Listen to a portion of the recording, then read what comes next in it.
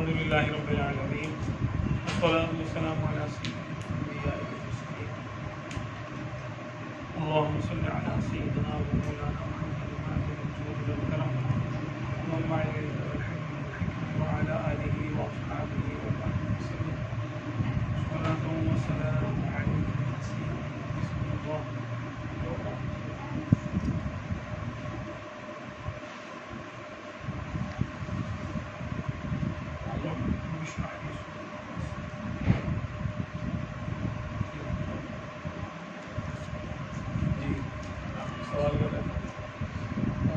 ईमान क्या है, इसके बारे में थोड़ा सा इरशाद फरमाइए।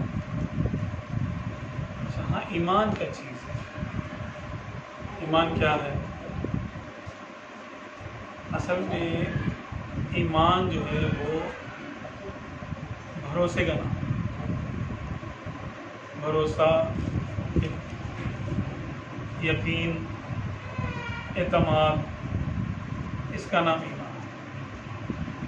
देखिए, आका दो आलम सल्लल्लाहु अलैहि वसल्लम ने जब लोगों को इस्लाम की दावत सबसे पहले दी, यानी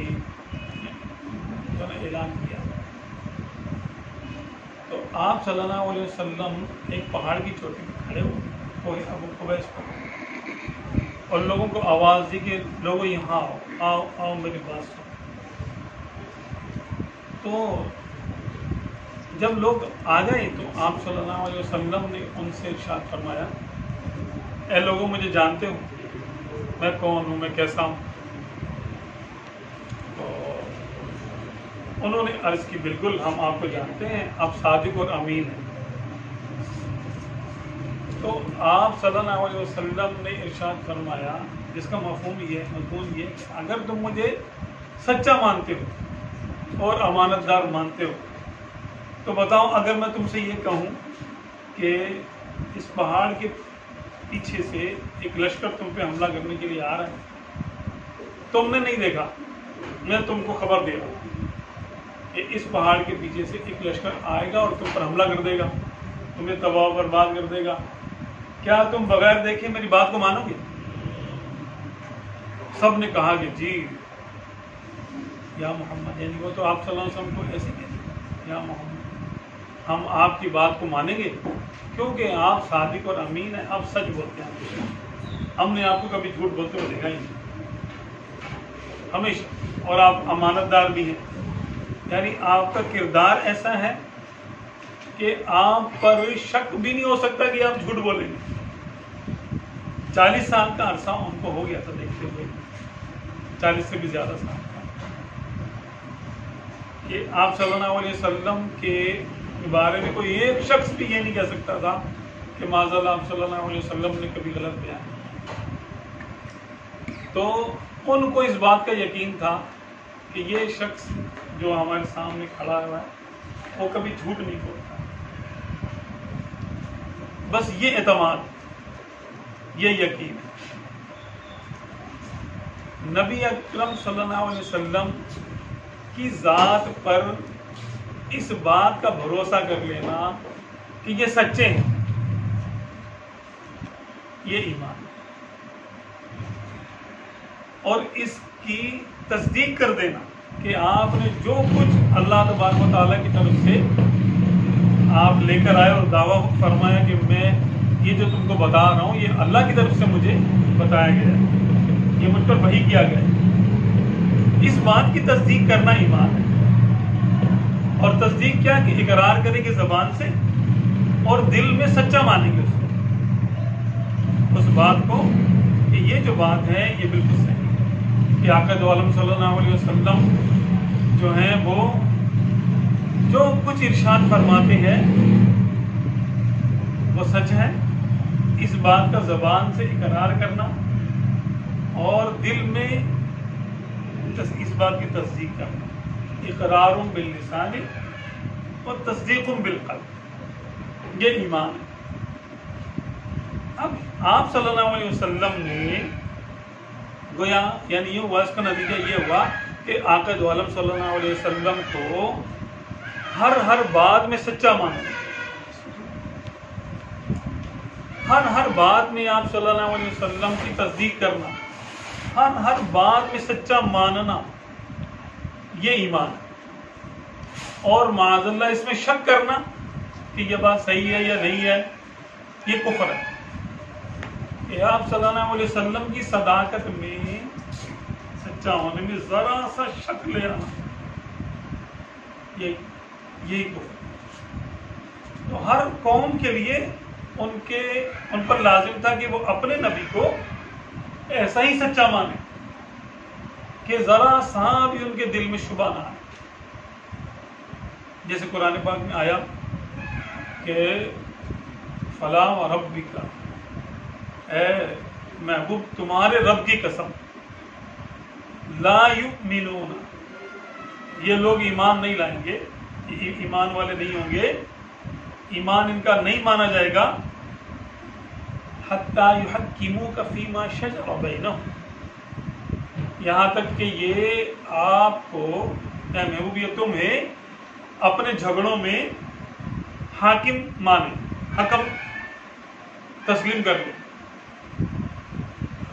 اور جو کچھ آپ فیصلہ کریں ان کے بارے میں، وَلَا يَجِدُوا فِي أَنفُسِهِمْ حَرَجًا مِمَّا قَضَيْتَ وَيُسَلِّمُوا تَسْلِيمًا، اور آپ صلی اللہ علیہ وسلم ان کے بارے میں جو فیصلہ کر دیں اس کے بارے میں اپنے دل میں ذرا سی بھی تنگی محسوس نہ کریں، اور اس کو خوب تسلیم کر لیں، دل سے تسلیم کر لیں۔ جب تک یہ کیفیت نہیں پیدا ہوتی ہے اس وقت تک بندہ مومن نہیں ہو سکتا۔ تو ایمان کی قرآن سے تعریف یہی ہے کہ ایمان ہے قول مصطفیٰ، کہ جو قول مصطفیٰ صلی اللہ علیہ وسلم ہے اس کی تصدیق کرنا ایمان ہے، اور اس میں معاذ اللہ کوئی شک لے کر آنا یہ کفر ہے۔ پھر آپ صلی اللہ علیہ وسلم نے جو کچھ ارشاد فرمایا ایمان کے بارے میں، اس کی ہمارے علماء نے اس کی تفصیل بیان کی ایمان کے بارے میں، کہ کم سے کم ایک مومن کو ان 7 طرح کی باتوں پر یقین رکھنا ضروری ہے۔ پھر اس کی تفصیل ہے آگے، اس کو کہا جاتا ہے ایمان مفصل۔ جیسے آمنت باللہ، ہر ایمان والا یہ کہے گا کہ میں ایمان لایا اللہ پر۔ اب کیسا ایمان لایا؟ وہ ایمان میں لایا جو آقا دو عالم صلی اللہ علیہ وسلم نے اللہ تعالیٰ کے بارے میں باتیں بتائیں، میں ان پر ایمان لایا۔ آمنت باللہ وملائکتہ، اور میں ایمان لایا اللہ کے ملائکہ پر۔ وہ باتیں میں نے مانی جو آقا دو عالم صلی اللہ علیہ وسلم نے ملائکہ کے بارے میں ارشاد فرما دی۔ وہ کتبی ہی، اور اللہ کی کتابوں پر ایمان۔ کیسا ایمان؟ جیسا آقا صلی اللہ علیہ وسلم نے ارشاد فرمایا ویسا مانتا ہوں میں۔ وہ رسولی، اور اس کے رسولوں پر ایمان، کہ وہ کیسے تھے، کون کون تھے جن کا نام ارشاد فرما دیا، اور ان کی تعلیمات آپ صلی اللہ علیہ وسلم نے بتا دی۔ ویسا ہی ایمان لے کر آنا ایمان کا حصہ ہے۔ والیوم الآخری، اور آخرت کے دن پر ایمان، کہ قیامت کے دن کے بارے میں ہمارا کیا ایمان ہونا چاہیے، وہی جو آقا صلی اللہ علیہ وسلم نے ارشاد فرمایا۔ ٹھیک ہے، اس کی پھر تفصیل ہے آگے۔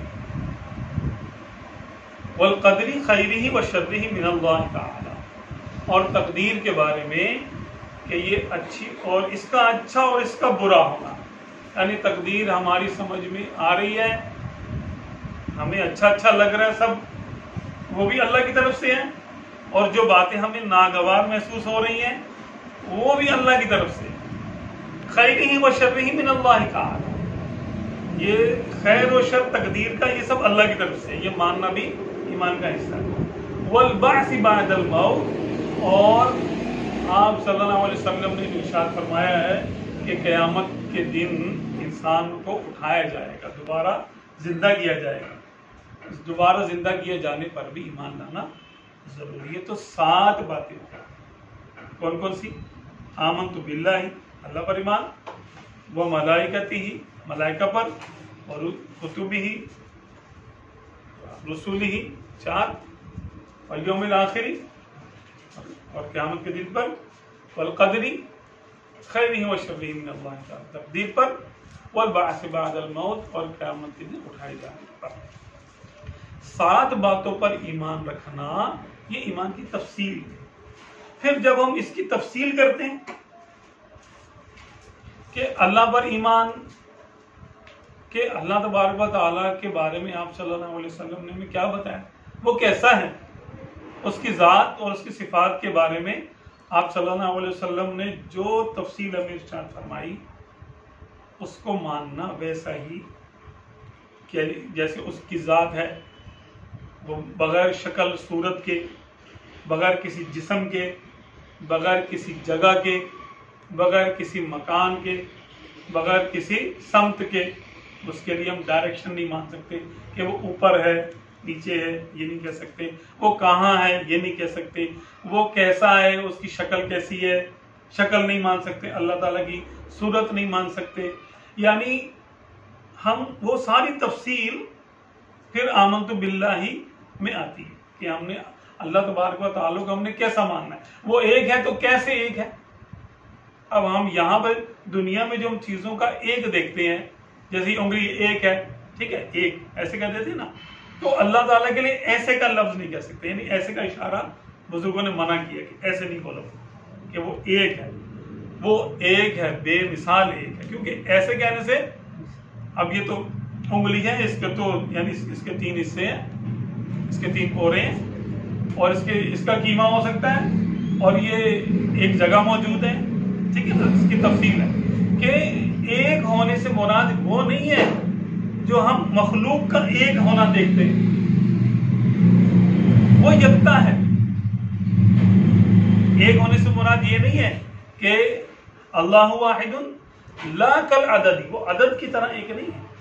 एक का तो आधा भी होता है, एक के तो 100 हिस्से भी होते हैं, एक के करोड़ हिस्से भी होते हैं, एक के अरब हिस्से भी हो सकते हैं, एक और एक 2 भी होते हैं।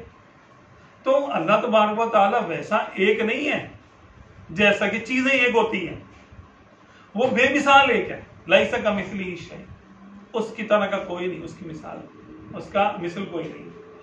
तो वो उसकी तफसील आप सल्लल्लाहु अलैहि वसल्लम ने इरशाद फरमाई है कि उसकी ज़ात मौजूद है, मौजूद हम मौजूद होते हैं तो हम जगह यानी जो ना घेरते हैं हम, क्योंकि मादा है ना, मादा यानी मटेरियल जिस्म है हमारा। तो अल्लाह तबारक व तआला का वजूद तो है लेकिन जिस्म से वो पाक है। हमारी कोई शक्ल होती है, अल्लाह तबारक व तआला का वजूद है लेकिन वो शक्ल से पाक है, सूरत से पाक है। हम कहीं किसी के दाएं किसी के बाएं होते हैं, हम जमीन के ऊपर हैं, आसमान के नीचे हैं, छत के नीचे हैं, ठीक है। अल्लाह तबारक व तआला इन तमाम चीजों से, डायमेंशन से पाक है, वो समत से पाक है, टाइम और स्पेस से पाक है, वो किसी चीज की कैद में नहीं है। क्योंकि टाइम उसने बनाया, जब वो था टाइम नहीं था, उसने टाइम को तख्लीक किया, उसने जगह को बनाया, जब वो था एक वक्त वो भी था कि वक्त भी नहीं था, अल्लाह ने वक्त बनाया। एक वक्त वो था कि जब कोई जगह भी नहीं थी, अल्लाह ने जगह बनाई, पूरी कायनात बनाई, यूनिवर्स बनाई उसने। तो बनाने से पहले वो जैसा था वो अब भी वैसा ही है, तो वो किसी चीज में नहीं है, किसी चीज में नहीं है। इसी तरह हम ये भी नहीं कह सकते कि वो नजर ना आने वाली चीजों की तरह है, जैसे गमी है, खुशी है, ये नजर नहीं आती लेकिन ये चीजें होती हैं। दुख है, तकलीफ है ना, एहसासात है, थकावट है, अच्छा कोई बीमारी है, ये चीजें हमें नजर नहीं आती लेकिन इनका वजूद होता है। खुशी का वजूद होता है लेकिन ये खुशी हमें नजर नहीं आती। खुश आदमी तो नजर आ जाएगा लेकिन उसकी खुशी हमें नजर नहीं आ सकती। गुस्सा है, गुस्सा ऐसी चीज है कि जो नजर नहीं आता, हाँ गुस्सा करने वाला शख्स नजर आ जाएगा। तो इन चीजों को कहते हैं कैफियत। जो चीजें हम छू सकते हैं ये हार्डवेयर है समझ लें, और जो इनकी खुसूसियत और कैफियत है वो सॉफ्टवेयर है। तो ना वो किसी हार्डवेयर की तरह है ना वो किसी सॉफ्टवेयर की तरह। क्यों कि अल्लाह तबारक व तआला ने अपने बारे में इरशाद फरमा दिया लैसा कमिस्लिही शै, कि अल्लाह तबारक व तआला की तरह कोई नहीं, वो किसी तरह किसी चीज की तरह का नहीं। तो हमें ये एक छोटी सी इसकी वजाहत थी। आमनतु बिल्लाहि, उसकी ज़ात कैसी, फिर उसकी सिफात कैसी हैं। जैसे उसकी ज़ात बेमिसाल है और लामहदूद है और किसी की तरह नहीं है, तो उसकी सिफात भी लामहदूद है और उनकी तादाद भी लामहदूद है और हर सिफत भी लामहदूद है। जैसे उसका इल्म है तो उसका इल्म भी लामहदूद है, एक सिफत है इल्म, एक सिफत है उसका जिंदा होना, हयात, एक है उसका कयाम कयूमियत, एक है उसका इरादा, एक है उसका सुनना। तो उसका सुनना, उसका देखना, उसका कलाम करना, उसका मौजूद होना, उसकी जिंदगी यानी उसकी हयात, उसका कयाम, ये किसी चीज की तरह नहीं है। हाँ, उसने अपनी जात के लिए, समझने के लिए, थोड़ी मार्फत के लिए उसने हमें भी ये सिफात अता की हैं हमारी हैसियत के मुताबिक। जैसे उसने हमें देखने की सिफत दी कि तुम आंखों से देखो, मुझे देखने के लिए आंखों की हाजत नहीं है, वो बगैर आंख के देखता है और हर चीज देखता है, हम हर चीज नहीं देख सकते। तो बंदों को उसने यानी अपनी मखलूकात को उसने मुख्तलिफ किस्म की ताकतें दी हैं, देखने की मुख्तलिफ सिफत मुख्तलिफ होती है, ठीक है। अब जानवरों में बहुत सारी ऐसी यानी जो है ना मखलूकात हैं जो वो चीज देख लेती हैं जो हम नहीं देखते। जैसे मुर्ग के बारे में यानी हदीस पाक में है कि ये जब फरिश्ते को देखता है तो ये अजान देता है। गधे के बारे में है कि जब ये शैतान को देखता है तो ये आवाजें निकालता है। तो हमें तो ना फरिश्ता नजर आता है और ना गधा। तो देखने में मुर्गा हमसे इन मानों में आगे हो गया कि वो तो उसको भी देख रहा, फरिश्तों को देख रहा, हम भी देख पा रहे, और मानना पड़ेगा कि शैतान को देखने में गधा हमसे आगे कि वो चीज देख लेता है जो हम नहीं देख पा रहे। तो हमारी देखने की सिफत हमें भी हासिल है, फरिश्तों को भी है, फरिश्तों पता नहीं क्या क्या देख लेते हैं, लेकिन उनकी भी अपनी अपनी यानी वो है कैटेगरीज है उनकी कि हर फरिश्ता एक जैसा नहीं देखता, हर फरिश्ता एक जैसा नहीं सुनता। जैसे हम सुनते हैं, हमें भी समाज का फर्क होता है ना, कोई थोड़ा सुनता है, कोई ऊंचा सुनता है, कोई बहुत बारीक आवाज सुन लेता है, कोई दूर से भी सुन लेता है, कोई करीब की भी नहीं सुनता, ठीक है। इसी तरह के खुशबू है। अब कहते हैं कि शार्क मछली जो होती है वो जब पानी में जहां भी होती है, अगर उसके 8 किलोमीटर के दायरे के अंदर रेडियस में 8 किलोमीटर के अंदर कहीं पर भी खून फेंका जाए समुद्र में तो वो उसकी बू सूंघ लेती है। अब शार्क मछली हमसे कितनी तेज हुई बू सूंघने में। तो अल्लाह तबारक व तआला ने ये अपनी सिफात में से मखलूक को हिस्सा अता किया,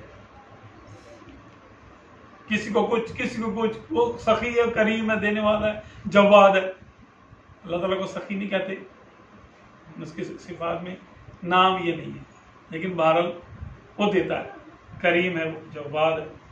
तो अल्लाह तबारक व तआला को अल्लाह तबारक व तआला ने अपनी मार्फत यानी अपना आप समझाने के लिए हमें अपनी सिफात में से कुछ ना कुछ हिस्सा दिया है और हर एक को अलग अलग दिया। अब जो हमें दिया है, जैसे तो बच्चों को जो दिया उसने, बड़ों को उससे ज्यादा है। अच्छा, फिर जो अवामुन नास को है वो थोड़ा है, औलिया अल्लाह को बहुत ज्यादा है। जैसे बुजुर्गों से आजम रज़ी अल्लाह तआला अन्हु इरशाद फरमाते कि नजर तो इला बिलादिल्लाहि जमअन का खरदलतिन अला हुक्म इत्तिसाल, कि मैंने अल्लाह के तमाम शहरों को ऐसे देखता हूं मैं जैसे हथेली पे राई का दाना, एक साथ देखता हूं। अब ये उनका देखना क्या है और हमारा देखना क्या है, फर्क है ना, उनके और हमारे देखने में फर्क है। تو یہ مخلوق ہے. اللہ تبارک و تعالیٰ بغیر آنکھ کے دیکھتا ہے, وہ آنکھ کا محتاج نہیں ہے. مخلوق کو اس نے آنکھ کا محتاج بنایا کہ یہ آنکھ سے دیکھتی ہے, یہ کان سے سنتی ہے, یہ زبان سے بولتی ہے, وہ بغیر زبان کے کلام کرتا ہے. ٹھیک ہے نا. وہ زندہ ہے, ساری مخلوق کی حیات اس نے پیدا کی ہے. ہماری زندگی مخلوق ہے اور اللہ تبارک و تعالی اپنی حیات سے خود بخود زندہ ہے. تو اس نے ہماری موت پیدا کی اور وہ خود موت سے پاک ہے. ٹھیک ہے. تو یہ آمنت باللہ کے ایک جھلک ہے کہ ہمیں اس کو ماننا ہے. یہ ساری تفصیل ہمیں قرآن و حدیث سے ملتی ہے. پھر اس کی آگے ہم تفصیل کریں تو ملائکہ بھی ہے, کتب بھی ہے, رسول بھی ہے, پھر تقدیر بھی ہے. ٹھیک ہے. تو یہ آمنت باللہ کی تھوڑی سی تفصیل میں نے آپ کو بتائی. اچھا, دوسرا جو ہے وہ کیا ہے, وہ ملائکہ. آمنت باللہ وہ ملائکہ, اللہ کے ملائکہ پر. صفات کا ہمیں سمجھ میں آ گیا تھوڑا بہت کہ ہمیں ایمان اللہ تعالیٰ کی صفات پہ کیسا رکھنا ہے اور ذات پہ کیسا رکھنا ہے. اب یہ کہ ملائکہ پر, اللہ تبارک و تعالیٰ نے ملائکہ کو نور سے بنایا. تو وہ نور سے, اور وہ اس کے مملکت میں سارے کام انجام دیتے ہیں اللہ کے حکم سے. اور وہ معصوم ہے, یعنی خطا نہیں کر سکتے. اللہ تعالیٰ نے ان میں خطا کرنے کا یا گناہ کرنے کا کی کوالٹی نہیں رکھی, اختیار ہی نہیں دیا ان کو. وہ خطا اور غلطی سے پاک ہے. اس کو کہتے ہیں معصوم, کہ جو نہ کر سکے.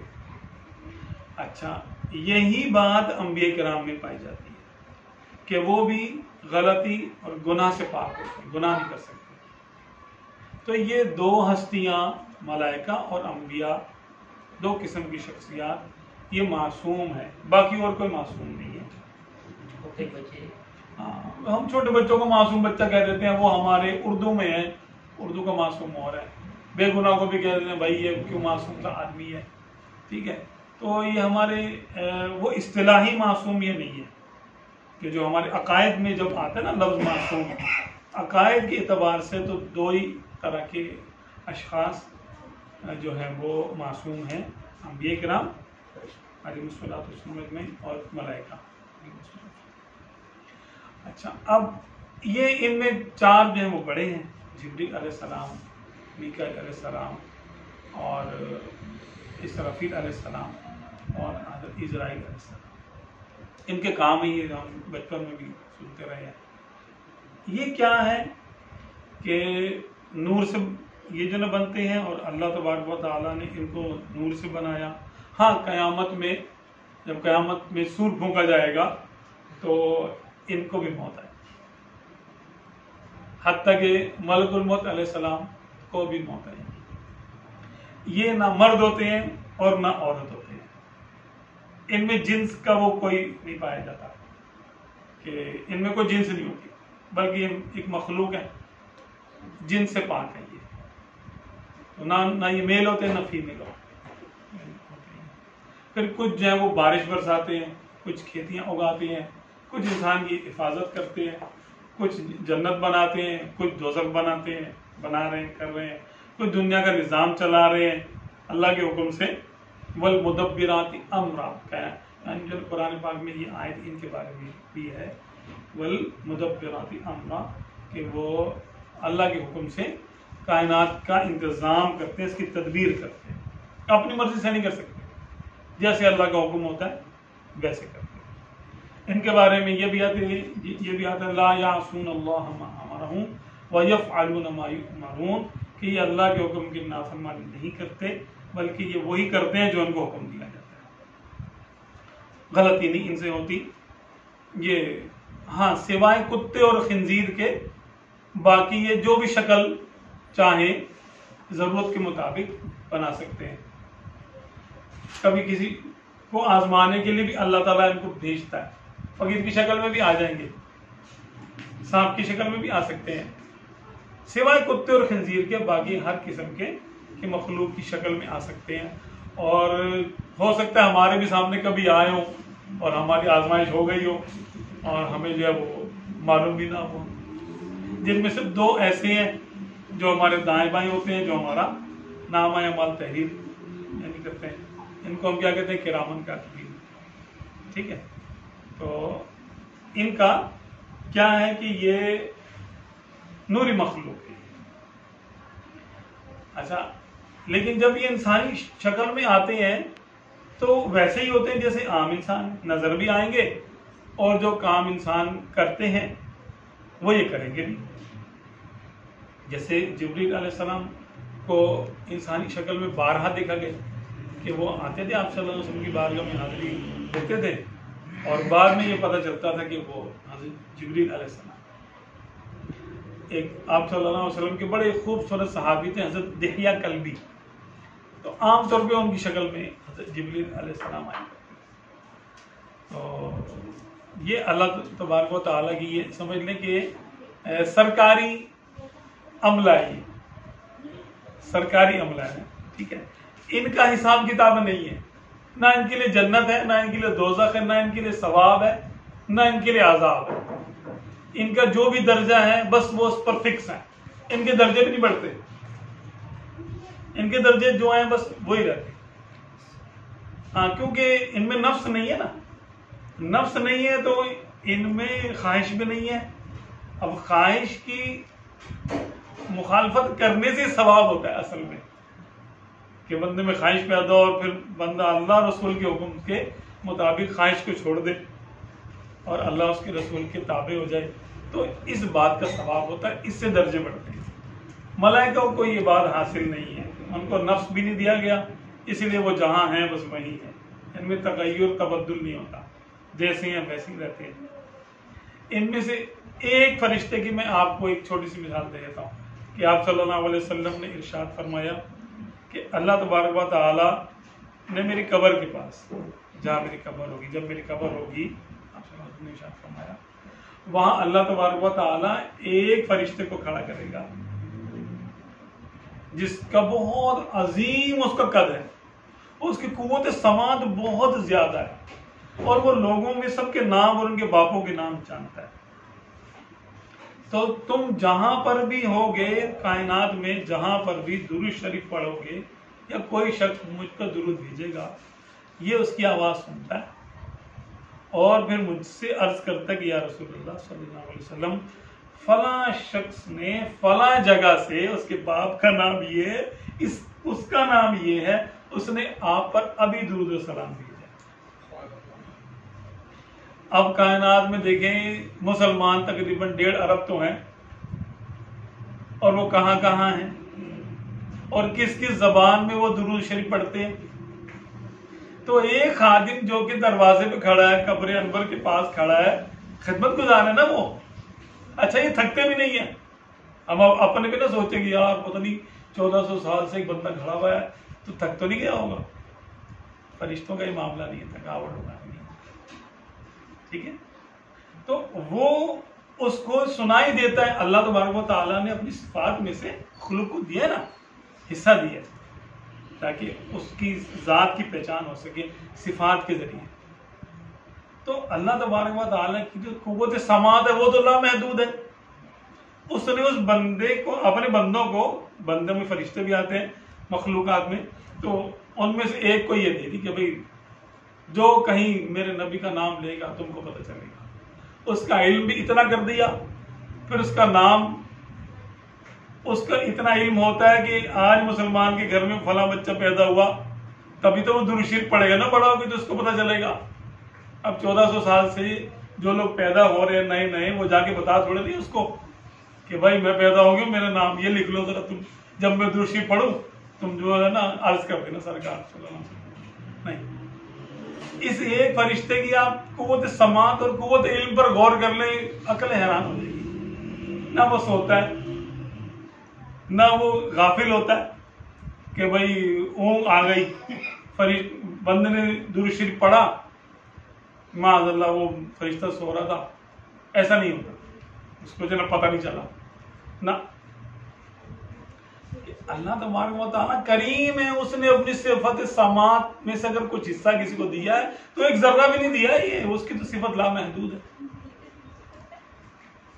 اور اس کی طرح کی کسی کی صفت ہے بھی نہیں، بس سمجھنے کے لیے دی ہے اس نے جتنی بھی طاقتیں، سماعت کی طاقت ہو، کلام کی طاقت ہو، دیکھنے کی طاقت ہو، جو کچھ بھی ہو، وہ کچھ بھی نہیں ہے۔ اللہ تبارک و تعالیٰ کی صفات کی صرف ایک جھلک ہے اس میں، تاکہ اللہ تبارک و تعالیٰ کی صفات تو ہم ڈائریکٹ نہیں دیکھ سکتے نا، مخلوق میں دیکھ کر ہم اندازہ کرتے ہیں یار یہ مخلوق کیسی ہے، اللہ تبارک و تعالیٰ کی یہ صفت کیسی ہوگی، ایک اپنے تئیں ایک اندازہ قائم کر سکتے ہیں، یہ معرفت حاصل ہوتی ہے۔ اب جیسے آپ صلی اللہ علیہ وسلم نے ارشاد فرمایا کہ جب مجھے معراج ہوئی تو اللہ تبارک و تعالیٰ نے مجھ سے ایک سوال کیا، میں نہیں جانتا تھا اس کا جواب، یا آپ صلی اللہ علیہ وسلم نے اظہار نہیں فرمایا، تو اللہ تبارک و تعالیٰ نے اپنا دست قدرت اپنی شان کے مطابق، اب ہم اس کو کہتے ہیں دست قدرت، دست مانا ہاتھ، تو وہ ہمارا تو یہ ہاتھ ہے نا، اس کا یہ ہاتھ ایسے تو نہیں ہے ہاتھ اس کا، تو اس کو ہم کہتے ہیں دست قدرت، جو بھی اس کی شان ہے۔ آپ صلی اللہ علیہ وسلم فرماتے ہیں کہ اللہ تبارک و تعالیٰ نے اپنا دست قدرت میرے دونوں شانوں کے درمیان میں رکھا، تو اس کی ٹھنڈک میں نے اپنے سینے میں محسوس کی۔ فوضع يده بين كتفي ووجدت بردها بين ثدي او كما قال صلی اللہ علیہ وسلم، کہ میں نے اب اس کی ہاتھ کی جو ٹھنڈک تھی وہ اپنے سینے میں پائی، اور میں نے جان لیا جو آسمان اور زمین، اب جو آسمان اور زمینوں پہ تو مطلب پوری کائنات کا علم ہو گیا، کائنات ہی تو ہے آسمان زمین کی درمیان، آسمان اور زمین یہی ہے نا، جو کچھ اس میں ہے میں نے سب جان لیا۔ اور کیسے نہ جانتے کہ اللہ تبارک و تعالیٰ جب علم دے رہا ہے نا، جب وہ علم عطا کر رہا ہے تو پھر سرکار نے جاننا ہی ہے، تو ایسی بات ہے وہ جس کو دے وہ جان لے گا۔ تو آپ صلی اللہ علیہ وسلم کا علم اور سماعت اور نظر، بصارت اور اختیار، یہ تو ایک مطلب ہے کہ ہمارے لیے تو وہ ہماری عقلوں سے باہر ہے۔ تو فرشتوں کا معاملہ ایسے ہے کہ ان پر ہم نے ایسے ایمان لانا ہے کہ یہ اللہ تبارک و تعالیٰ کے حکم کی نافرمانی نہیں کرتے۔ کوئی یہ نہ کہے کہ فلاں کام کا اللہ نے فلاں فرشتے کو حکم دیا، وہ بھول گیا، فلاں جگہ چلا گیا۔ جیسے بد مذہب کہتے ہیں کہ بھائی کسی بندے کی روح قبض کرنی تھی، دو ایک نام کے تھے، ٹھیک ہے، تو اس نے ایک نے جو ہے وہ دوسرے کی جو ہے نا روح قبض کر لی، بعد میں جب اس کی روح لے کر گئے تو پتہ چلا رہا ہے یار دوسرے کا ہے۔ نہ ایسا عقیدہ رکھنا گمراہی ہے، اہل سنت سے بندہ خارج ہو جاتا ہے، ایسا نہیں ہوتا، غلطی نہیں کرتے، یہ غلطی کا کوئی چانس نہیں ہے، کیونکہ ان کی حفاظت اللہ تعالیٰ کرتا ہے۔ جب وہ فرشتہ کام کر رہا تھا، کسی دوسرے کی روح قبض کر رہا تھا، اللہ تعالیٰ فرماتا ہے کہ لا یستأخرون ساعۃ ولا یستقدمون، کہ جب موت آتی ہے تو ایک لمحے کی مہلت ادھر نہیں اور ادھر نہیں، آگے پیچھے نہیں ہو سکتا معاملہ، ہے نا۔ تو جب اللہ تبارک و تعالیٰ ارشاد فرما رہا ہے کہ کوئی آگے پیچھے نہیں ہو سکتا، تو ہم ایسا عقیدہ کیسے رکھ سکتے ہیں کہ فرشتہ بھول گیا؟ فرشتوں کے بارے میں اس نے فرمایا کہ وہ نافرمانی نہیں کرتے، اور وہی کرتے ہیں جو ان کو کہا گیا ہوتا ہے۔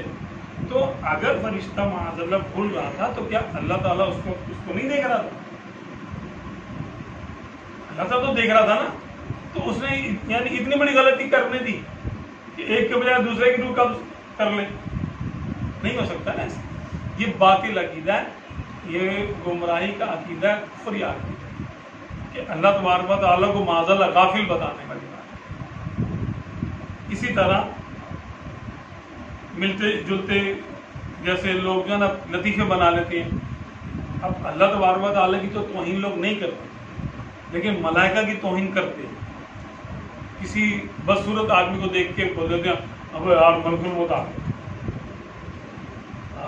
یہ ناپسند کرنا ان کو، اس طرح کے معاملات کرنا، لطیفے ایسے بنانا جس میں ان کی توہین یا گستاخی ہوتی ہو ملائکہ کی، یہ کفر ہے. اور یہ اللہ کی کیونکہ مقربین ہیں یہ لوگ نا، فرشتے، اور اللہ تبارک و تعالیٰ کی بڑی خاص مخلوق ہے، اور اللہ کے حکم کے خلاف کرتے نہیں. سمجھے سرکاری ملازمین نہیں ہے، تو سرکاری ملازم کی توہین سرکار کی توہین ہوتی ہے، گورنمنٹ کی. تو ان کی توہین ایسے ہے کہ جیسے کسی نے اللہ کی توہین کی، تو اس لیے یہ بھی کفر ہے. اچھا، اور تیسرا کیا تھا؟ وَكُتُبِهِ آمَنْتُ بِاللَّهِ وَمَلَائِكَتِهِ وَكُتُبِهِ، کتابوں پر، اللہ تعالیٰ کی کتابوں پر ایمان لانا. کہ اب 4 اس میں سے بڑی کتابیں معلوم، زبور، تورات، زبور، انجیل اور قرآن مقدس. ان کے علاوہ بھی کتابیں بھی ہیں، اور چھوٹے چھوٹے رسائل اور صحیفے مختلف انبیاء کرام پہ نازل ہوتے رہے. تو ان کی تعداد کے بارے میں کوئی خاص فکس نہیں ہے. کہا جاتا ہے کہ کل ملا کے 108 ان کی تعداد ہے، لیکن 4 بڑی کتابیں. لیکن یہ بات ہے کہ جس نبی پر جو کلام نازل ہوا تو وہ انہوں نے آگے نہ کچھ چھپایا نہ کچھ اپنے پاس رکھا، بلکہ آگے امت کو جو حکم تھا وہ سارا بتا دیا. تو کتاب قرآن پاک تو یہ جو نا تلاوت کے طور پہ نازل ہوا. اب تورات شریف جو وہ لکھی ہوئی آئی تھی، تختیوں میں لکھی ہوئی تھی، موسیٰ علیہ السلام کو جو ملی تھی.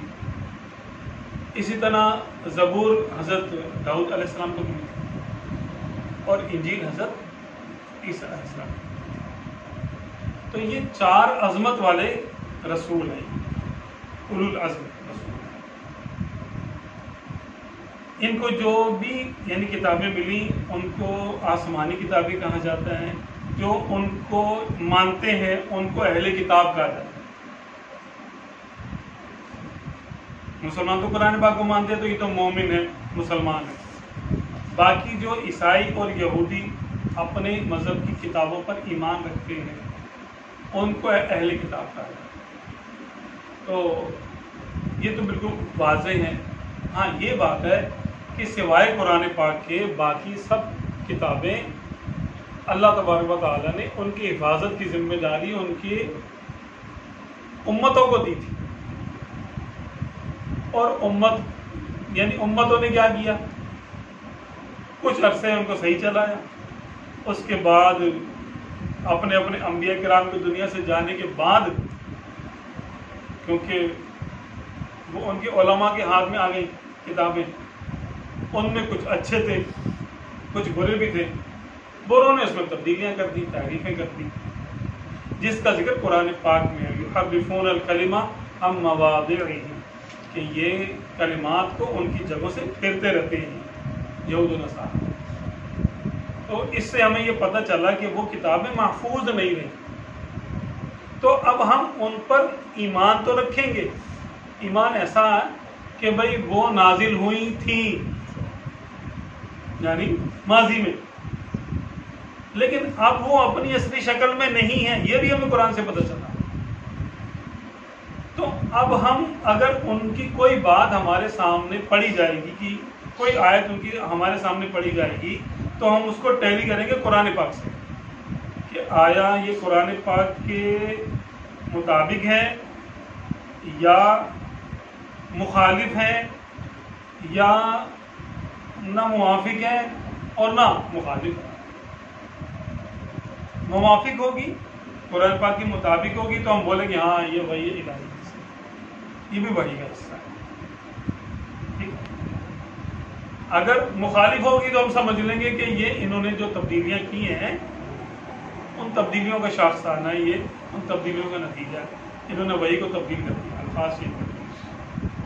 اور جن باتوں کا نہ تو یہ سمجھ میں آ رہا ہے کہ یہ کیا ہے کیا نہیں ہے، ان کے بارے میں ہم یہ کہتے ہیں آمنت باللہ ورسولہ۔ وہ اگر جمع کیا جائے اچھی باتوں کو نہیں، اگر وہ جمع بھی کر لیا جائے تو ہمارے پاس ان سے اوپر کے لیول کی کتاب ہے جس نے تمام باقی کتابوں کو منسوخ کر دیا۔ منسوخ کا معنی یہ کہ ان کے حکم روک دیے، ان کا حکم ختم کر دیا۔ جیسے چھٹیاں منسوخ نہیں ہو جاتی کہ وہ چھٹیاں منسوخ ہو گئی، اب چھٹی نہیں ہے، یا فلاں قانون تھا وہ منسوخ ہو گیا، ڈبل سواری کی پابندی تھی وہ آرڈر منسوخ ہو گیا، یعنی نالیفائی ہو گیا کہ جب تک ہو گیا عمل اب نہیں ہوگا، نیکسٹ کمنگ ڈیز میں اس پہ عمل نہیں ہوگا، منسوخ ہو گیا۔ اس کو کہتے ہیں منسوخ ہونا۔ منسوخ کا معنی یہ نہیں کہ وہ جھوٹ تھا، سچی بات بھی منسوخ ہو جاتی ہے۔ منسوخ کہتے ہیں حکم کی تبدیلی کو، کہ حکم یہ تھا کہ یہ کرو، اب ہے کہ نہ کرو، تو جب تھا کرو تو وہی حکم تھا، وہی صحیح تھا، اب ہے کہ نہ کرو تو اب یہ حکم ہے۔ اپنی جگہ وہ بھی ٹھیک تھا اور اپنی جگہ یہ بھی ٹھیک ہے۔ تو قرآن پاک اس وقت، یعنی جب آپ صلی اللہ علیہ وسلم دنیا میں تشریف لائے ہیں، وہی کا سلسلہ شروع ہوا ہے، تو جیسے جیسے قرآن پاک نازل ہونا شروع ہوا تو پچھلے احکامات سب منسوخ ہوتے چلے گئے۔ قرآن پاک نے باقیوں کی جو پہلے یعنی بکس کی کتابیں تھیں، آسمانی کتابیں تھیں، ان کو منسوخ کر دیا، بہت سارے احکامات منسوخ کر دیے، تبدیل کر دیے۔ اب فائنل اللہ تبارک و تعالیٰ کا جو فائنل آرڈر ہے وہ یہ کتاب، اور ہماری کتاب ایسی ہے کہ اللہ تبارک و تعالیٰ نے اس کے بارے میں ارشاد فرمایا کہ انا نحن نزلنا الذکر وانا لہ لحافظون، بے شک ہم نے قرآن کو نازل کیا ہے اور ہم ہی اس کی حفاظت کرنے والے ہیں۔ تو اصل حافظ کون ہے قرآن پاک کا؟ اللہ تعالیٰ۔ اب اس نے ایسا انتظام بھی کر دیا کہ ہر وقت زمین پر لاکھوں حافظ ہوتے، صحابہ کرام میں بے شمار حافظ تھے۔ آپ صلی اللہ علیہ وسلم نے اس کی حفاظت فرمائی، اور جب اس کا جو ہے نا جب بھی کوئی آیت نازل ہوتی تو آپ صلی اللہ علیہ وسلم ارشاد فرماتے کہ اس آیت کو فلاں صورت میں فلاں آیت سے پہلے لکھ لو، فلاں صورت فلاں آیت کے بعد لکھ لو۔ تو آپ صلی اللہ علیہ وسلم نے قرآن پاک کو اس شکل میں ترتیب دیا، لیکن آپ صلی اللہ علیہ وسلم کی ظاہری حیات میں یہ ایک کاغذ پر دو گتوں کے درمیان میں نہیں موجود۔ یہ آیتیں لکھی بھی تو تھیں لیکن مختلف جگہوں پر، جس کے بعد جو چیز تھی اس نے اس میں لکھ لی۔ سب قرآن پاک کے سارے صحابہ کرام حافظ نہیں تھے، لیکن ایک بہت بڑی تعداد حافظ تھی، تو وہ سارا قرآن پاک ذرا پڑھتے تھے وہ، اور اس کے عالم تھے کہ کون سی آیت کہاں ہے کہاں نہیں ہے۔ پھر سیدنا ابوبکر صدیق رضی اللہ تعالیٰ عنہ نے قرآن پاک کو باہمی مشورے سے ایک جگہ کتابت کی شکل میں جمع کر دیا، کاغذ پہ لکھوا دیا۔ صحابہ کرام کے ایک ٹیم بنائی جس نے کہ وہ خود بھی حافظ تھے، اور انہوں نے بڑے بڑے صحابہ کرام کو جمع کیا۔ ان کی گواہی سے سب ایک دوسرے کی غلطی نکال سکتے تھے۔ آج بھی ہمارے پاس رمضان میں کیا ہوتا ہے کہ ایک جن آگے حافظ ہوتا ہے اور اس کے پیچھے ایک یا دو سماعت کرنے والے سامعین ہوتے ہیں، اس کو ذرا سی غلطی آ جاتی ہے تو یہ اس کو جانے نہیں دیتے، کہتے نہیں بھائی اس کو پھر پڑھو پھر پڑھو پھر پڑھو۔ تو بالکل ایسا حساب تھا کہ وہاں پر ایک دوسرے ایک جو نا پڑھنے والا ہوتا تھا تو 100 افراد چیک کرنے والے ہوتے، 100 حافظ چیک کر رہے ہوتے، 100 سے بھی زیادہ ہوتے ہوں گے، کہ وہ پوری ٹیم تھی۔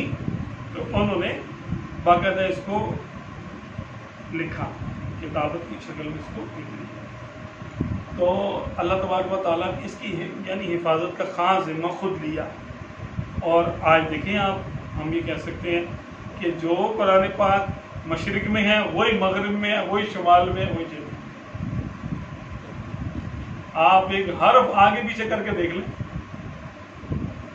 لوگ بولیں گے او بھائی غلط پڑھ رہے ہو، اب بعض یعنی جو کفار کا یہ کہنا ہے کہ اس میں تبدیلی ہو گئی، تمہارا قرآن تو محفوظ ہی نہیں ہے. تو ان میں سے ایک کافر سے ہماری بزرگ کا مناظرہ ہو گیا. اس نے بولا بھائی میں لے کر آؤں گا، دلیل دوں گا کہ جو نا قرآن پاک تمہارا محفوظ نہیں ہے. ٹھیک ہے، بڑا مجمع جمع ہو گیا. ہمارے عالم تھے، وہ حافظ تھے بڑے زبردست. ان کا نام میرے ذہن سے نکل گیا. انہوں نے کہا میں تجھے ایک مثال دیتا ہوں، لیکن پہلے میں تیرے کو پہلے میں ذرا اپنی قرآن تلاوت کر دوں. یہ کہہ کے سن، انہوں نے امتحان کے طور پہ اس کے سامنے الحمدللہ کو الحمدللہ پڑھ دیا، لام پہ زبر لگا دی.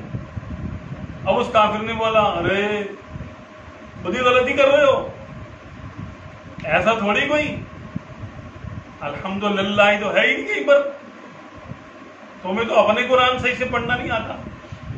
کہنے کہ میں نے کیا یعنی غلطی میں نے کیا کی ہے؟ لگا الحمدللہ ہی ہوتا ہے، للہ ہی تھوڑی ہوتا ہے. کہنے کہ ماشاءاللہ دیکھا میں تو جیت گیا، مناظرہ جیت گیا. کہ کیسے؟ اللہ بھائی دیکھو آج سے یہ شاید آج سے 100 سال پہلے کی بات ہے. تو آپ نے ارشاد فرمایا کہ دیکھو تم 1350 سال کے بعد تم صحابی نہیں ہو، تم اہل بیت میں سے نہیں ہو، تم ایک عام آدمی ہو. تم مجھے غلط نہیں پڑھنے دے رہے جبکہ میں عالم بھی ہوں اور مفتی بھی ہوں. تم میری غلطی نکال رہے ہو. زبر کو میں نے زیر کو میں نے زبر کر دیا، تم سے برداشت نہیں ہوا. تم نے کہا نہیں یہ زید ہے زبر نہیں ہے.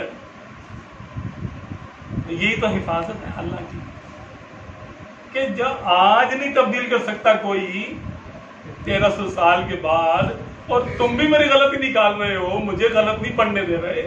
تو کیا جب 1,24,000 صحابہ کرام موجود تھے، ان کی موجودگی میں اہل بیت کے افراد تھے، بنو ہاشم تھے، مولا علی تھے، سارے بزرگان دین بزرگ صحابہ تھے، ان کے ہوتے ہوئے یہ سارا قرآن تبدیل ہو گیا؟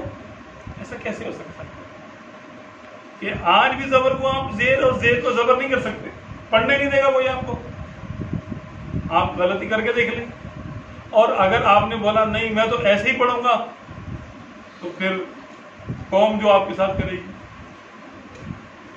ٹھیک ہے، تو ہمارا قرآن الحمدللہ یہ محفوظ ہے. اس پر یہ کوئی کہے یا عقیدہ رکھے یا شک میں لائے کہ اس میں کوئی تبدیلی ہو گئی، یا کچھ پارے پہلے کچھ تھے اب کچھ ہو گئے، یا کوئی حکم تبدیل ہو گیا، آیتیں بدل دی گئی، کافر. کیوں کہ اللہ تبارک و تعالیٰ نے ارشاد فرمایا کہ ہم نے اس قرآن کو نازل کیا اور ہم اس کی حفاظت کریں گے. اچھا، کتب کے بعد ہے رسل، کہ آمنت باللہ و ملائکتی و کتبی و رسول. میں ایمان لایا اللہ پر، اللہ کی ملائکہ پر، اس کی کتابوں پر، اس کے رسول پر. رسول مانا نبی.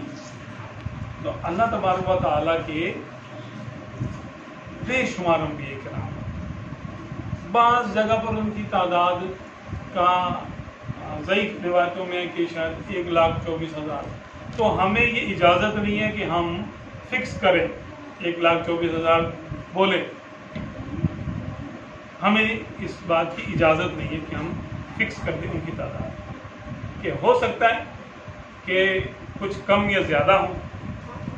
تو اگر ہم نے فکس کر دیا، یعنی مثال کے طور پہ ہم نے کہا کہ بھئی 1,24,000 فکس کر دیا، اور وہ یعنی فرض کیا وہ آئے تھے 1,23,000، تو ہم نے 1,000 کا اضافہ کر دیا، یعنی 1,000 ہم نے وہ ان لوگوں کو نبی مان لیا جو نبی نہیں تھے. الٹیمیٹلی اس کا نتیجہ یہ آئے گا، اور یہ کفر ہے. کسی جو نبی نہ اس کو نبی ماننا کفر ہے، اور جو نبی ہو ان کی نبوت کا انکار کفر ہے. اگر زیادہ تھے 1,25,000 تھے مثال کے طور پہ بالفرض، تو ہم نے کہا 1,24,000، تو ہم نے 1,000 انبیاء کرام کی نبوت کو نہیں مانا. حالانکہ ہم نے انکار نہیں کیا، لیکن تعداد کیونکہ ہم نے فکس کر لی تو انکار لازم آ رہا ہے. اس کو کہتے ہیں انکار لازم آ رہا ہے، یعنی اگر مانیں گے تو پھر یہ بھی ماننا پڑے گا، تو وہ ہمارا عقیدہ تو ہے نہیں. اسی لیے ہم کہتے ہیں کہ ہمیں ہر نبی پر ہمارا ایمان، آمنت باللہ و رسلہ، سارے رسولوں پہ ہمارا، ہم کسی ایک کا بھی لا نفرق بین احد من الرسل، ہم اللہ کے بھیجے ہوئے میں سے کسی ایک میں بھی فرق نہیں کر سکتے. یعنی وصف نبوت میں سب برابر ہے، نبی ہونے میں سب برابر، سب پر ایمان فرض ہے. کسی ایک کا انکار بھی کفر ہے، کسی ایک کا بھی انکار کفر ہے.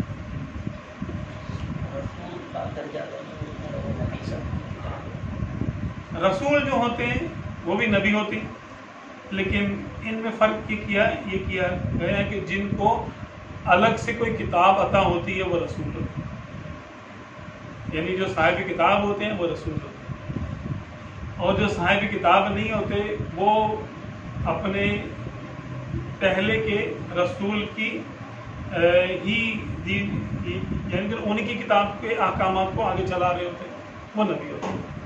تو نبی تو سارے ہی ہوتے ہیں، لیکن جو نبیوں میں خاص ہوتے ہیں جن پہ الگ سے کتاب نازل ہوتی ہے، الگ جن کی شرعی احکامات الگ آتے ہیں، ان کو رسول کہتے ہیں. جن کے وقت نہیں ہوتی تھی پہلے مطلب نبی کسے کہتے ہیں؟ نبی کہتے ہیں وہ جس کو اللہ کی طرف سے غیب کی خبر عطا کی جائے.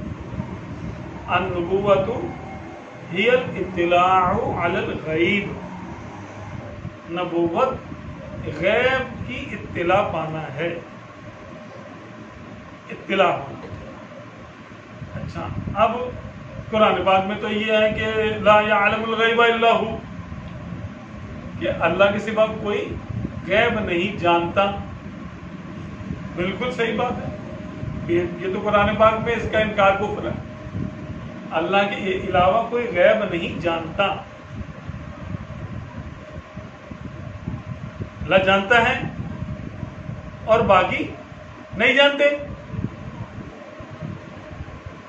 ہاں، جتنا اللہ تبارک و تعالیٰ چاہتا ہے اتنے کی اطلاع دے دیتا ہے. تو خود سے کوئی نہیں جان سکتا جب تک اللہ نہ بتائے. اب جاننا، اللہ نے کسی سے پوچھنا نہیں ہے کہ فلاں چیز غائب ہے تو پھر مجھے بتا دیا کہ معاذ اللہ، یہ تو کفر ہے. اب یہاں سے تھوڑا غیب کو سمجھیں کہ غیب کیا چیز، کیونکہ نبی اور غیب دونوں کا سمجھنا ضروری ہے. غیب کیا ہوتا ہے؟ اللہ تبارک و تعالی نے تمام کائنات کو بنایا. جب کچھ نہیں تھا تو وہ تھا، ذرہ بھی نہیں تھا تو وہ تھا، کائنات نہیں تھی وہ تھا. تو اسی نے تو بنایا ہے. اگر غیب کا معنی لے چھپا ہوا، تو اب مجھے بتائیے کہ غیب اللہ تعالیٰ کے لیے کیا چیز غیب ہے؟ اس سے کچھ چھپا ہوا ہے؟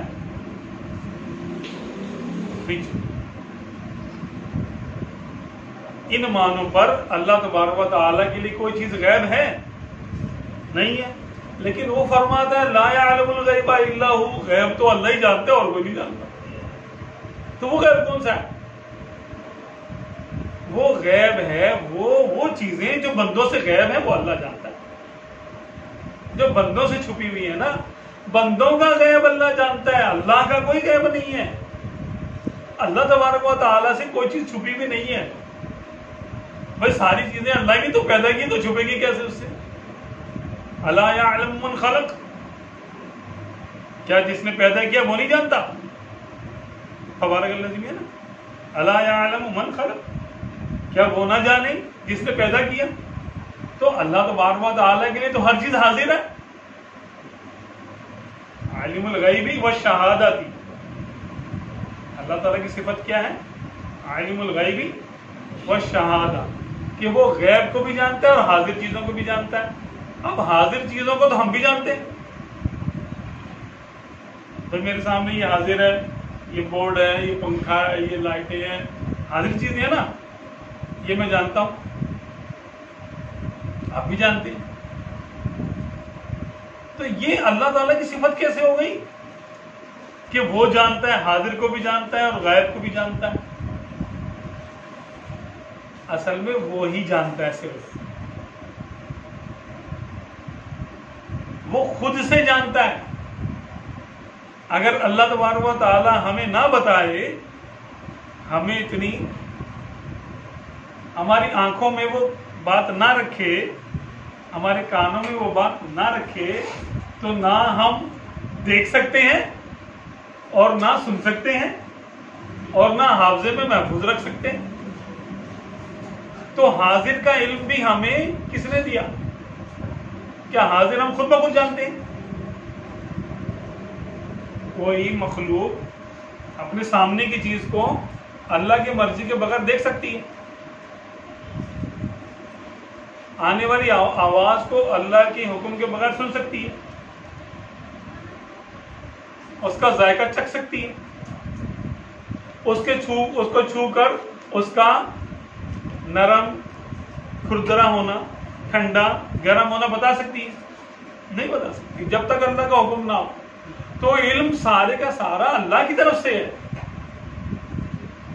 ٹھیک ہے, علم سارے کا سارا اللہ کی طرف سے. تو اس لیے اس نے ارشاد فرمایا کہ عالم الغیب والشہادہ, کہ اللہ حاضر چیزوں کا بھی جاننے والا ہے اور غائب چیزوں کا بھی جاننے والا ہے. غائب کس کے لیے چیزیں؟ بندوں کے لیے. اللہ کے لیے کوئی چیز غائب ہے نہیں, اللہ کے لیے سب کچھ حاضر ہے, اس نے تو بنایا ہے.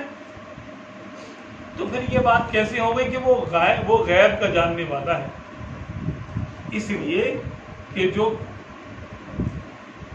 اللہ تبارک و تعالیٰ نے کچھ چیزیں ایک مخلوق کو بتا دی, دوسرے سے چھپا دی.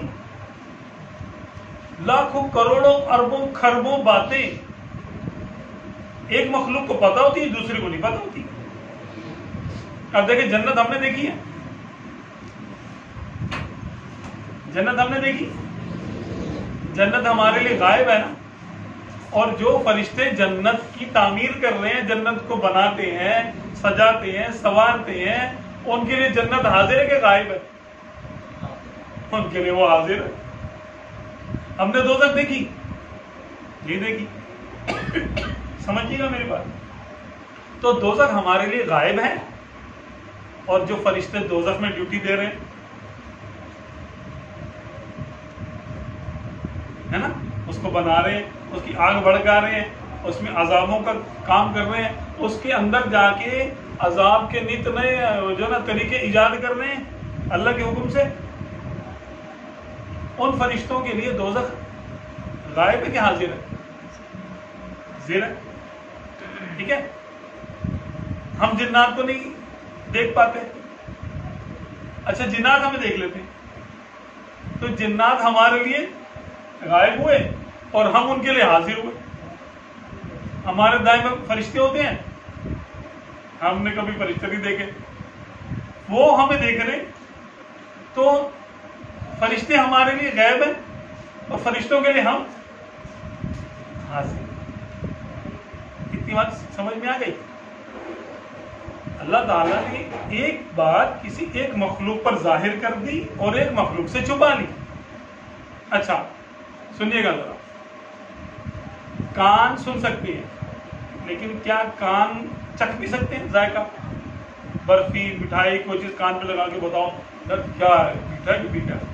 کان بولے گا. اگر کان کو بولنے کا دیا جائے تو بولے گا بھائی نہیں پتا, میں تو صرف آواز سن سکتا ہوں. تو ذائقہ کان کے لیے غائب ہے. اچھا زبان کے لیے آواز غائب ہے. کان آواز تو سن لیں گے, زبان بھی آواز سن سکتی ہے کیا؟ تو زبان کے لیے آواز کیا ہوئی؟ اچھا آنکھ رنگوں کو دیکھتی ہے لیکن کیا سن بھی سکتی ہے؟ نہیں سن سکتی ہے۔ تو کچھ اعضاء کے لیے کچھ چیزیں حاضر ہیں اور باقی چیزیں وہ اس کے لیے غائب ہیں۔ کسی دوسرے عضو کے لیے وہ چیز ایک چیز حاضر ہے اور باقی چیزیں غائب ہیں۔ سمجھ رہے نا؟ ذائقہ زبان محسوس کر لے گی لیکن آنکھیں تو نہیں کر سکتی۔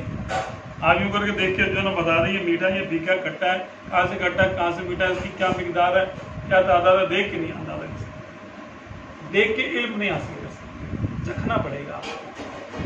تو اللہ تبارک و تعالیٰ نے ہمارے اندر ہی نشانیاں رکھی ہیں کہ کوئی چیز کسی کے لیے غائب ہوتی ہے اور کسی کے لیے وہ غائب نہیں ہوتی۔ اللہ کے لیے کوئی چیز غائب نہیں، تو اس نے کیا ارشاد فرمایا؟ لا یعلم الغیب الا ہو، کہ اللہ کے سوا کوئی غیب نہیں جانتا۔ کیا مطلب ہے اس کا؟ مطلب یہ ہے کہ اللہ نے جو چیز جس کے لیے چھپا دی وہ نہیں جانے گا، اللہ جانتا ہے۔ اس کا غیب بھی اللہ جانتا ہے۔ ہر مخلوق کے لیے جو غیب ہے وہ مخلوق نہیں جانتی، لیکن اللہ وہ غیب جانتا ہے جو اس کے لیے مخلوق، جو اس کے لیے غیب ہے۔ جنات کے لیے کچھ چیزیں غیب ہیں، کچھ چیزیں انسانوں کے لیے غیب ہیں۔ اب عذاب قبر ہوتا ہے، ہاں ہمیں نہیں پتہ چلتا، جانوروں کو پتہ چلتا ہے۔ حدیث پاک میں کہ جانور سنتے ہیں قبر کا عذاب اور ثواب دیکھ لیتے ہیں، عام آدمی نہیں دیکھ سکتا۔ زندہ ہے جب تک اس کو موت نہیں آئی، عام آدمی ہے اس کے لیے غیب ہے۔ اگر فالو کر رہے ہیں بات سمجھ میں آ رہی ہے تو اور اس کی تھوڑی سی وضاحت ہے کہ جو چیز اللہ نے جس کے لیے چھپا دی، جس مخلوق کے لیے، اس مخلوق کے لیے وہ علم کی بات غیب ہے، وہی علم کی بات اس نے دوسرے کو بتا دی یا اس پہ ظاہر کر دی، اس کے لیے وہ بات غیب نہیں ہے۔ اچھا چلے آپ کے دل میں کیا ہے، مجھے کیا پتا؟ آپ کے دل کی بات میرے لیے غیب ہے اور میرے دل کی بات آپ کے لیے غیب ہے۔ آپ نہیں جان سکتے میرے دل میں کیا ہے نا؟ تو غیب کیا ہوا؟ چھپا ہوا، جس کو اللہ نے چھپایا۔ تو اس کا مطلب کوئی بھی کائنات میں غیب نہیں جانتا۔ غیب وہ جس کو اللہ نے چھپا دیا۔ تو بات صحیح ہوگی، لا یعلم الغیب الا ہو، کہ اللہ کے سوا کوئی غیب نہیں جانتا۔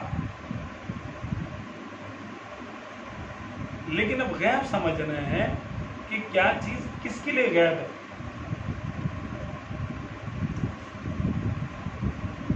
حدیث پاک میں ہے کہ فرشتے کو مرغا دیکھ لیتا ہے، اذان دیتا ہے، اور ابلیس کو گدھا دیکھ لیتا ہے، شیطان کو۔ اب بتائیے فرشتہ مرغے کے لیے غیب ہوا؟ نہیں ہوا، کیونکہ اللہ نے مرغے کو اجازت دی۔ اور گدھا ابلیس کو دیکھ لیتا ہے، ہم نہیں دیکھ سکتے۔ گدھے کے لیے شیطان غیب نہیں ہوا، ہمارے لیے ہے۔ اب میرے پیٹھ کے پیچھے کیا ہے مجھے نہیں پتا، ٹھیک ہے؟ آپ دیکھ سکتے ہیں میرے پیٹھ کے پیچھے کیا ہے۔ اچھا آپ کے پیٹھ کے پیچھے کیا ہے آپ کو نہیں پتا، میں آپ کو بتا سکتا ہوں کیا ہو رہا ہے، ٹھیک ہے؟ تو جو چیز اللہ نے کسی کے لیے چھپا دی وہ اس کے لیے غیب ہے، کسی اور کو بتا دی یا اس پر اس نے اس کے حواس میں اتنی طاقت رکھ دی کہ وہ معلوم کر سکتی ہے وہ چیز۔ تھوڑی توجہ کرے، عباس کی نظر کہاں تک دیکھتی ہے اور ہماری نظر کہاں تک دیکھتی ہے، کبوتر کی کہاں تک دیکھتی ہے، یہ میلوں کی چیز دیکھ لیتے ہیں بھائی، ہم تو نہیں دیکھ سکتے، جانور ہی ہے نا۔ اچھا چیونٹی کو خوشبو آ جاتی ہے اس کی مٹھائی کی، مٹھائی آپ رکھ دیں کہیں پر، کسی کو گھر میں نہیں پتا چلے گا لیکن چیونٹیوں کو پتا چل جائے گا، پہنچ جائے گی وہاں پر۔ ہے نا، کیونکہ اللہ نے ان کو ایسے حواس دیے، ان کو ایسے حاسات دیے ہیں کہ وہ محسوس کر لیتے ہیں کہ یہ ہماری خوراک ہے۔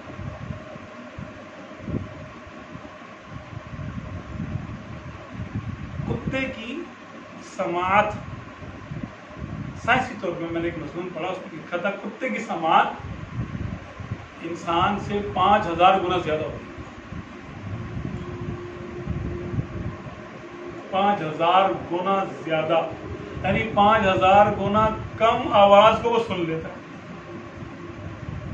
جہاں پر انسان سننا رک جاتا ہے نا، اس کے کان اس کو کیچ نہیں کر سکتے، کتا سن رہی ہے۔ سائنس بتا رہی ہے۔ ویل مچھلیاں آپس میں ایک دوسرے سے باتیں کرتی ہیں کلومیٹرز میں، وہ اتنی دور دور ہوتی ہیں اور باتیں کرتی ہیں، پیغام رسانی کرتی ہیں۔ بیچ کی مچھلیوں کو بھی نہیں پتہ چلتا کیا بات ہو رہی ہے، اور وہ آپس میں باتیں کرتی ہیں۔ سائنس بتاتی ہے۔ فرشتے جو آپس میں بات چیت کرتے ہیں، اب وہ آواز کے ساتھ نہیں ہوتی ہے، آواز تو ایئر یعنی ہاتھوں کے ٹکرانے، یعنی کسی چیز کے کسی سے ٹکرانے کے بعد جو ہوا میں لہریں بنتی ہیں اس کو آواز کہتے ہیں نا۔ ایک چیز کو دوسرے سے ہم ٹکرائیں، اب ہوا موجود ہے تو ہوا میں لہریں بنیں گی، وہ کسی کے کان میں جائیں گے، اس کو ہم آواز کہتے ہیں۔ سائنسی تحقیق کی ہے۔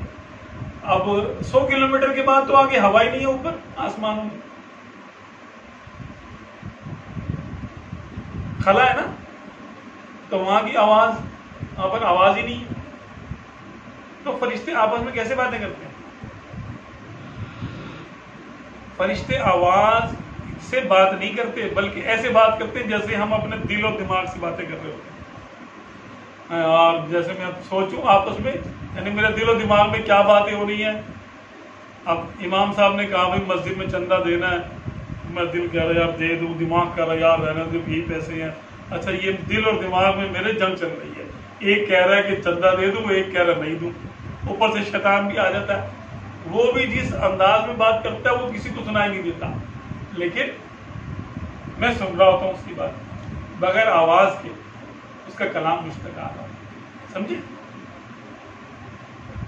تو کلام ایسے بھی ہوتا ہے، اس کو کہتے ہیں کلام نفسی۔ کلام کی یہ بھی قسم ہے، بغیر آواز کے بھی کلام ہوتا ہے۔ فرشتے ایسے باتیں کرتے ہیں، جنات بھی ایسے باتیں کرتے ہیں۔ تو یہ ساری باتیں یعنی جو سمجھانے کا مقصد یہ ہے کہ ہمیں غیب سمجھ میں آ جائے کہ غیب کیا ہوتا ہے۔ غیب وہ ہے کہ جس کو اللہ نے کسی کے لیے ظاہر نہیں کیا، وہ اس مخلوق کے لیے غیب ہے۔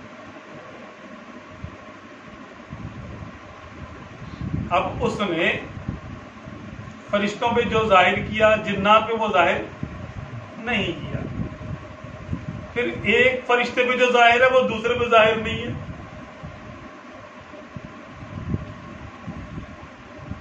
ایک جن پہ جو ظاہر ہے وہ دوسرے پہ ظاہر نہیں ہے۔ جنات پہ جو ظاہر کیا انسانوں پہ ظاہر نہیں کیا، تو جو ہم پہ ظاہر نہیں ہوا وہ ہمارے لیے غائب ہوا۔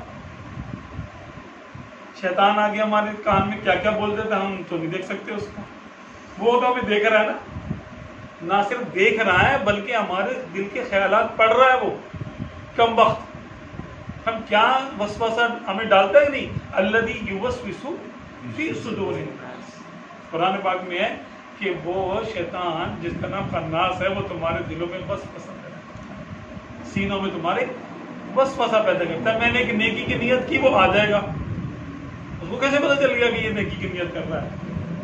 کیا وہ غیب جانتا ہے شیطان؟ نہیں، یہ چیز اس کے لیے غیب نہیں رکھی گئی، اس کو اجازت ہے کہ وہ لوگوں کے دلوں کو پڑھ لیا کرے۔ وہ دل کی بات جان لے تب بھی غیب نہیں جانا اس نے،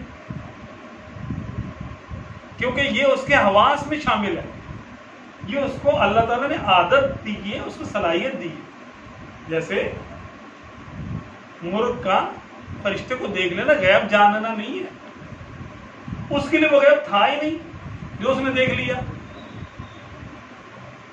گدھے کا شیطان کو دیکھ لینا غیب نہیں ہے. کیوں کہ اللہ نے اس کے لیے اجازت دی کہ وہ دیکھ سکتا ہے, اتنی طاقت دی ہے اس کو. وہ ہمارا غیب ہے, گدھے کا نہیں. مرغ نے دیکھ لیا فرشتے کو, وہ ہمارا غیب دیکھا اس نے, مرغ کے لیے وہ غیب تھا ہی نہیں. تو یہ بات صحیح ہے, لا یعلم الغیب الا اللہ, کہ جو غیب ہے اللہ نے ہر مخلوق کو مختلف علوم عطا کیے. کسی کو کوئی علم دیا, کسی کو کوئی کچھ. جس کو جو علم دیا وہ اس کے لیے وہ غیب نہیں ہے, جو نہیں دیا وہ غیب ہے. تو اس میں درجے ہیں, ہر مخلوق کا الگ الگ درجہ ہے. پھر انسانوں میں درجے ہیں. اللہ تبارک و تعالیٰ نے انسانوں میں انبیاء کرام کو غیب کی خبریں عطا کی, تبھی تو وہ نبی ہوئے. اگر دنیا کی خبریں ہوتی تو کوئی اخباری جو ہے نا رپورٹر بن جاتا نبی, تو جو ہے نا جاننے والا ہوتا وہ بن جاتا نبی. یہاں تو امی تھے,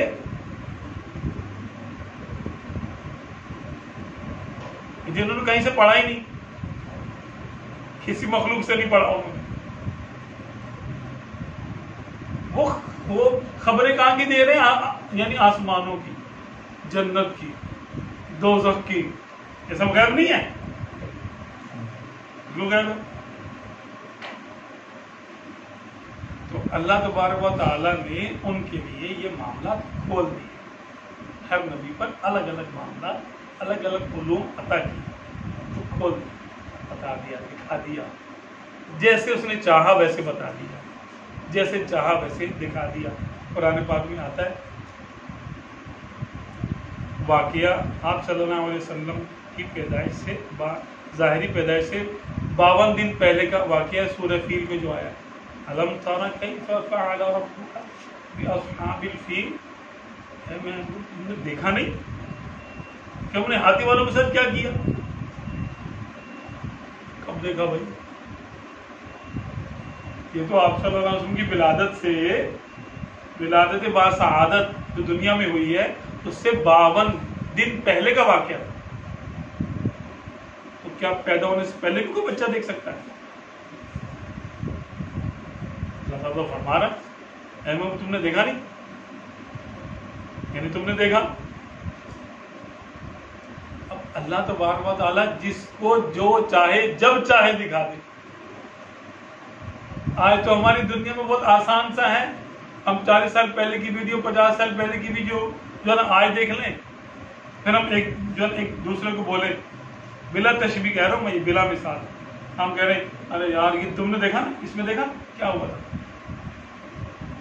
ویڈیو دکھا کے ہم بولیں دیکھا تم نے کیا ہوا اس کے اندر.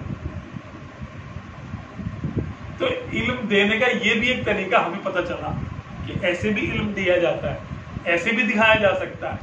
تو جب بندہ بندے کو ویڈیو میں دکھا سکتا ہے 100 سال پہلے کی بات, جب کیمرہ تھا تبھی بنے گے نا ویڈیو. اب اللہ تعالیٰ کے پاس علم دینے کا الگ ذریعے ہیں اس کے, کہ اس نے علم کب دیا, کیسے دیا, یہ اس کو پتا. وہ چیزوں کا محتاج تھوڑی ہے. وہ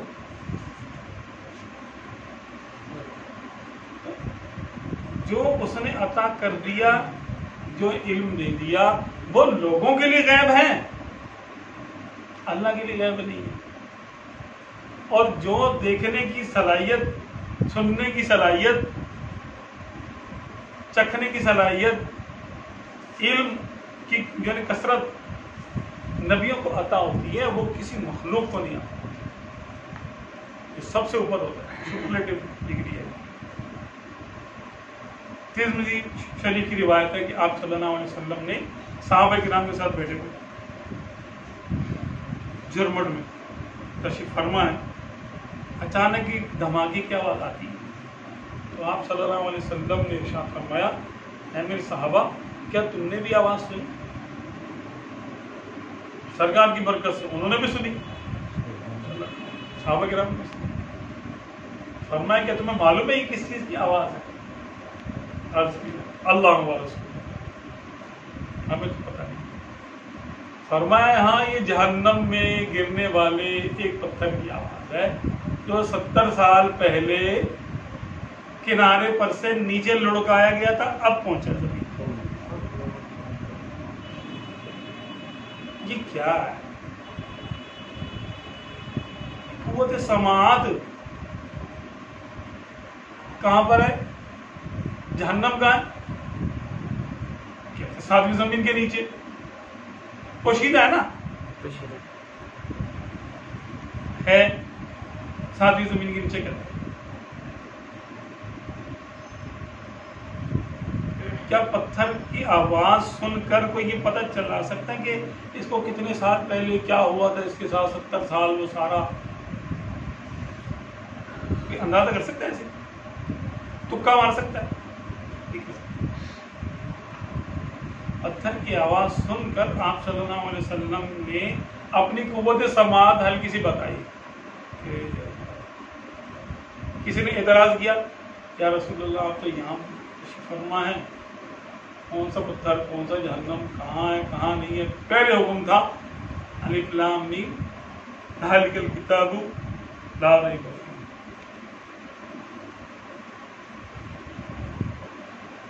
ہدی للمتقین الذین یؤمنون بالغیب۔ یہ کتاب ہدایت تو ہے، اس میں کوئی شک نہیں ہے، ہدایت ہے۔ کس کے لیے؟ وہ جو غیب پر یقین رکھے۔ تو غیب ان کو بتائے گا کون؟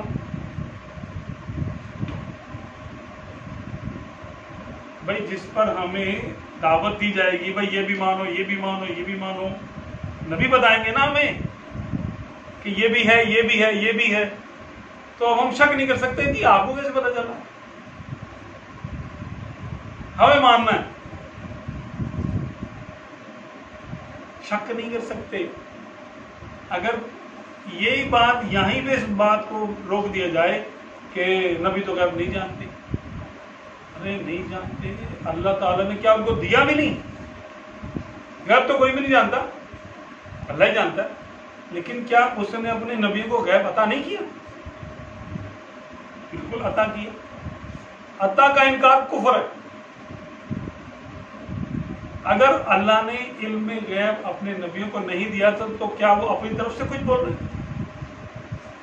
سنی سنائی باتیں یہ، جنت دوزخ، قیامت کے احوال، جنت میں وہ جو قیامت دن حوض کوثر ہوگا، اتنے اس کے اندر یعنی جو نا اس کا پانی ایسا ہوگا، میٹھا ہوگا، جنت کی اتنی نہریں ہیں، ہاں کی تفصیل، جہنم کے یہ عذابات ہیں۔ کیا یہ آپ صلی اللہ علیہ وسلم اپنی طرف سے کہہ دیں گے؟ کیا اللہ ہی دے گا نا۔ اللہ کی عطا پر ایمان لانا ایمان ہے، اس کا انکار کفر ہے۔ تو غیب پر ایمان لانا کہ اللہ تبارک و تعالیٰ نے اپنے نبی پر اور اپنے تمام انبیاء کرام پر جتنا اس نے چاہا غیب کے علوم ان کو عطا فرمائے، ان پر آشکار کیے، ان کے اندر سمجھ لو ڈاؤن لوڈ کیے، اور اس کی مقدار کوئی نہیں جانتا کتنے کی ہے۔ اب کوئی یہ نہیں کہہ سکتا نہیں یہ بات تو پتہ تھی، یہ بات نہیں پتہ تھی۔ ایک شخص ہے کہنے لگا نہیں یہ بات تو دیکھو حضور صلی اللہ علیہ وسلم کو نہیں پتہ تھی، معاذ اللہ۔ تو غصہ آیا، لیکن میں نے اس سے پوچھا بھائی یہ بات تجھے کیسے پتہ ہے کہ ان کو نہیں پتہ؟ 1400 سال بعد کسی شخص کے بعد، کسی عام شخص کے بارے میں تو کیسے کہہ سکتا ہے کہ اس کو اتنا علم تھا، اتنا علم نہیں تھا؟ تجھے وہی آتی؟ کیا اللہ نے تجھے بتایا کہ یہ بات میں نے اپنے نبی کو نہیں بتائی تھی؟ تجھے بتا رہا ہوں۔ کتنی بڑی جرات کر رہا ہے یہ بندہ کہ آپ صلی اللہ علیہ وسلم کے بارے میں کسی ایک بات کا بھی دعویٰ کرے کہ یہ ان کو نہیں پتا۔ یہ بات تم نے کس نے بتا دی کہ ان کو نہیں بتا دی؟ مجھے سمجھ میں نہیں آتا کہ کلمہ پڑھنے کے بعد کوئی ایسا کیسے کہہ سکتا ہے؟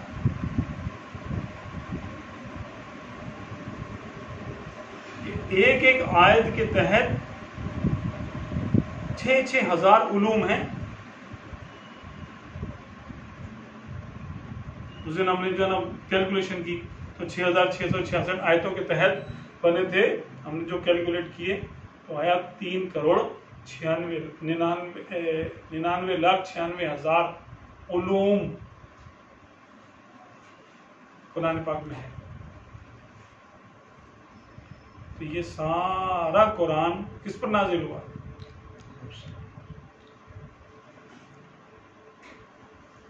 آپ صلی اللہ علیہ وسلم میں نازل ہوا. تو جن پر اتنے علوم نازل ہو گئے ان کے بارے میں تم ایسا کیسے کلام کر سکتے ہو کہ یہ پتا ہے یہ نہیں پتا؟ تمہیں کتنا پتا ہے؟ تم ان کے علم کا تول سکتے؟ تو نبی وہ ہوتا ہے جن کو اللہ تبارک و تعالی اپنے علم میں لا زوال اور لامحدود میں سے حاضر کا بھی علم عطا کرتا ہے اور اپنے بعض علوم غیبیہ بھی عطا کرتا ہے. اس کے لحاظ سے وہ بعض ہے لیکن ساری مخلوق کے لحاظ سے وہ سمندروں سے زیادہ ہے. ساری مخلوق بھی جمع ہو جائے تو کسی ایک نبی کے علم کے ذرے کے برابر نہیں پہنچ سکتی. ایک نبی کا تو بڑی شان ہے اور آپ صلی اللہ علیہ وسلم کی تو ورا الورا. یہ بات سمجھنے کی ہے کہ غیب کیا ہے؟ جس کو اللہ کسی سے چھپا لے وہ اس کے لیے غیب ہو جاتا ہے. اب جب اللہ تبارک و تعالیٰ نے اپنے انبیاء کرام کو جو بات بتا دی جو دکھا دی علم تارا کتنی دفعہ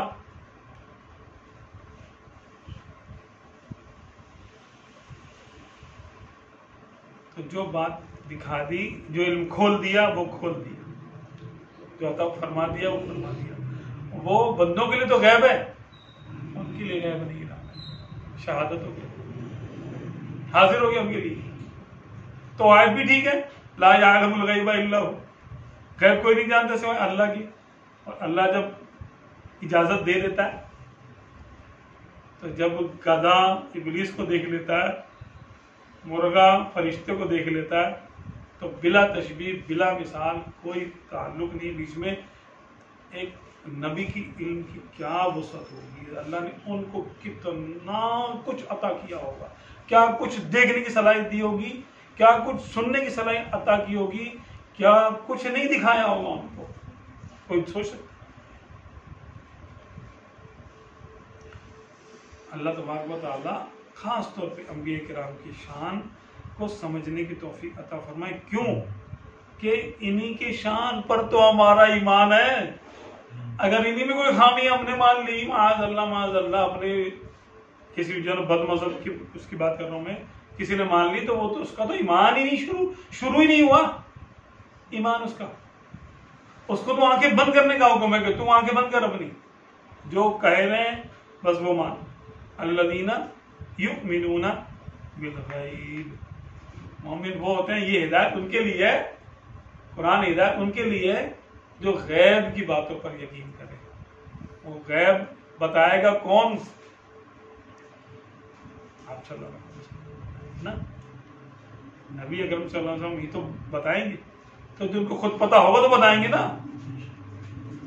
بچوں کو بھی سمجھ میں آ سکتی ہے یہ بات. یہ لاجک بالکل آسان سا ہی تھا لیکن میں نے کہا کہ چلے ہم ذرا کم عقل لوگ ہیں تو ہم ذرا اس کو کھل کے ذرا ڈسکس کر لیں. اللہ کا رزق سمجھ میں آ جائے. اچھا یہ جو بات تھی کہ انبیاء کرام نبی وہ ہوتے ہیں جو کہ اللہ تبارک و تعالی جن کو غیبوں کے خزانے عطا کرتا ہے.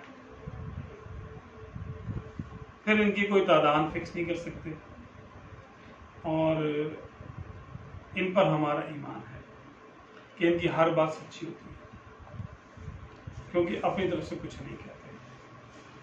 خاص طور پہ آقا دو عالم صلی اللہ علیہ وسلم کے لیے اللہ تبارک و تعالیٰ نے ارشاد فرمایا کہ وما ينطق عن الهوى ان هو الا وحی یوحی کہ یہ نبی جو ہیں وہ اپنی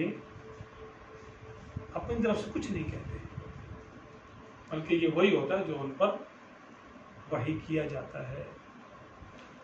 ٹھیک ہے. تو اس لیے تمام انبیاء کرام معصوم ہوتے خطا نہیں کر سکتے غلطی گناہ نہیں کر سکتے. اب اس کی پھر تفصیل ہے آگے، وہ علماء کے لیے، یعنی علماء کی بحث ہے، آگے جا کر عوام کے لیے ہمارے لیے اتنا ماننا ضروری ہے کہ یہ جو کچھ کرتے ہیں اللہ کے حکم سے کرتے ہیں اور اپنی خاص اپنی مرضی سے کچھ نہیں کرتے. ہاں ان کی مرضی اللہ تعالیٰ پوری کر دیتا ہے، جس کا جو مقام ہوتا ہے اس کے لحاظ سے.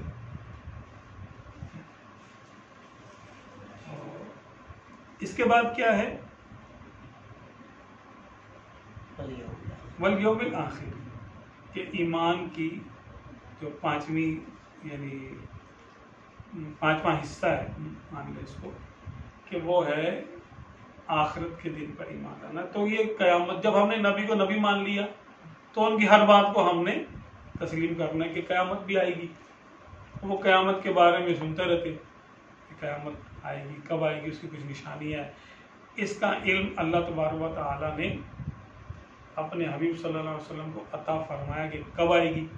تبھی آپ صلی اللہ علیہ وسلم نے دن بھی بتا دیا، جمعے کا دن ہوگا، 10 محرم ہوگا، اور فلاں فلاں اس کی نشانیاں بھی بتا دی. آج ہم قسم کھا کے کہہ سکتے ہیں کہ ابھی نہیں آئے گی قیامت، ابھی وہ نشانیاں پوری نہیں ہوئی. ٹھیک ہے، ابھی دجال نہیں آیا، اللہ ہم اس کے شر سے بچائے. ابھی عیسیٰ علیہ السلام نہیں آئے، تشریف لائے. اسی طرح ابھی اس کی بڑی بڑی نشانیاں شروع نہیں ہوئی ابھی. تو ہم یہ کہہ سکتے ہیں کہ ابھی قیامت نہیں آئے گی. نشانیاں وہی بتا سکتا ہے کہ جس کو جگہ کا پتہ ہو. مثال کے طور پر میں آپ سے پوچھوں، یار مجھے بتاؤ کہ فلاں ایک مقام ہے دنیا میں، ایک گاؤں ہے، اس کا نام یہ ہے، تمہیں اس کا پتہ ہے؟ اب بولے یار مجھے یہ تو میں نے کبھی نام ہی نہیں سنا، مجھے نہیں پتا اس کا. اب کوئی پاگل ہی ہوگا جو بولے گا چلو مجھے اس کے قریب قریب کی نشانیاں بتا دو، کہاں جا کے مڑنا ہے، کون سی گلی ہے، کون سی نکڑ پہ ایسے جانا ہے، کہاں پہ جل پان کی دکان ہے، کہاں یہ کرنا ہے، یعنی کون سا پل ہے، کون سا روڈ جاتا ہے اس طرف. وہ بولے گا بھائی میں تیرے کو بتا تو رہا ہوں، مجھے نہیں پتا اس کا. اب آگے کیا سوال ہے اس کا؟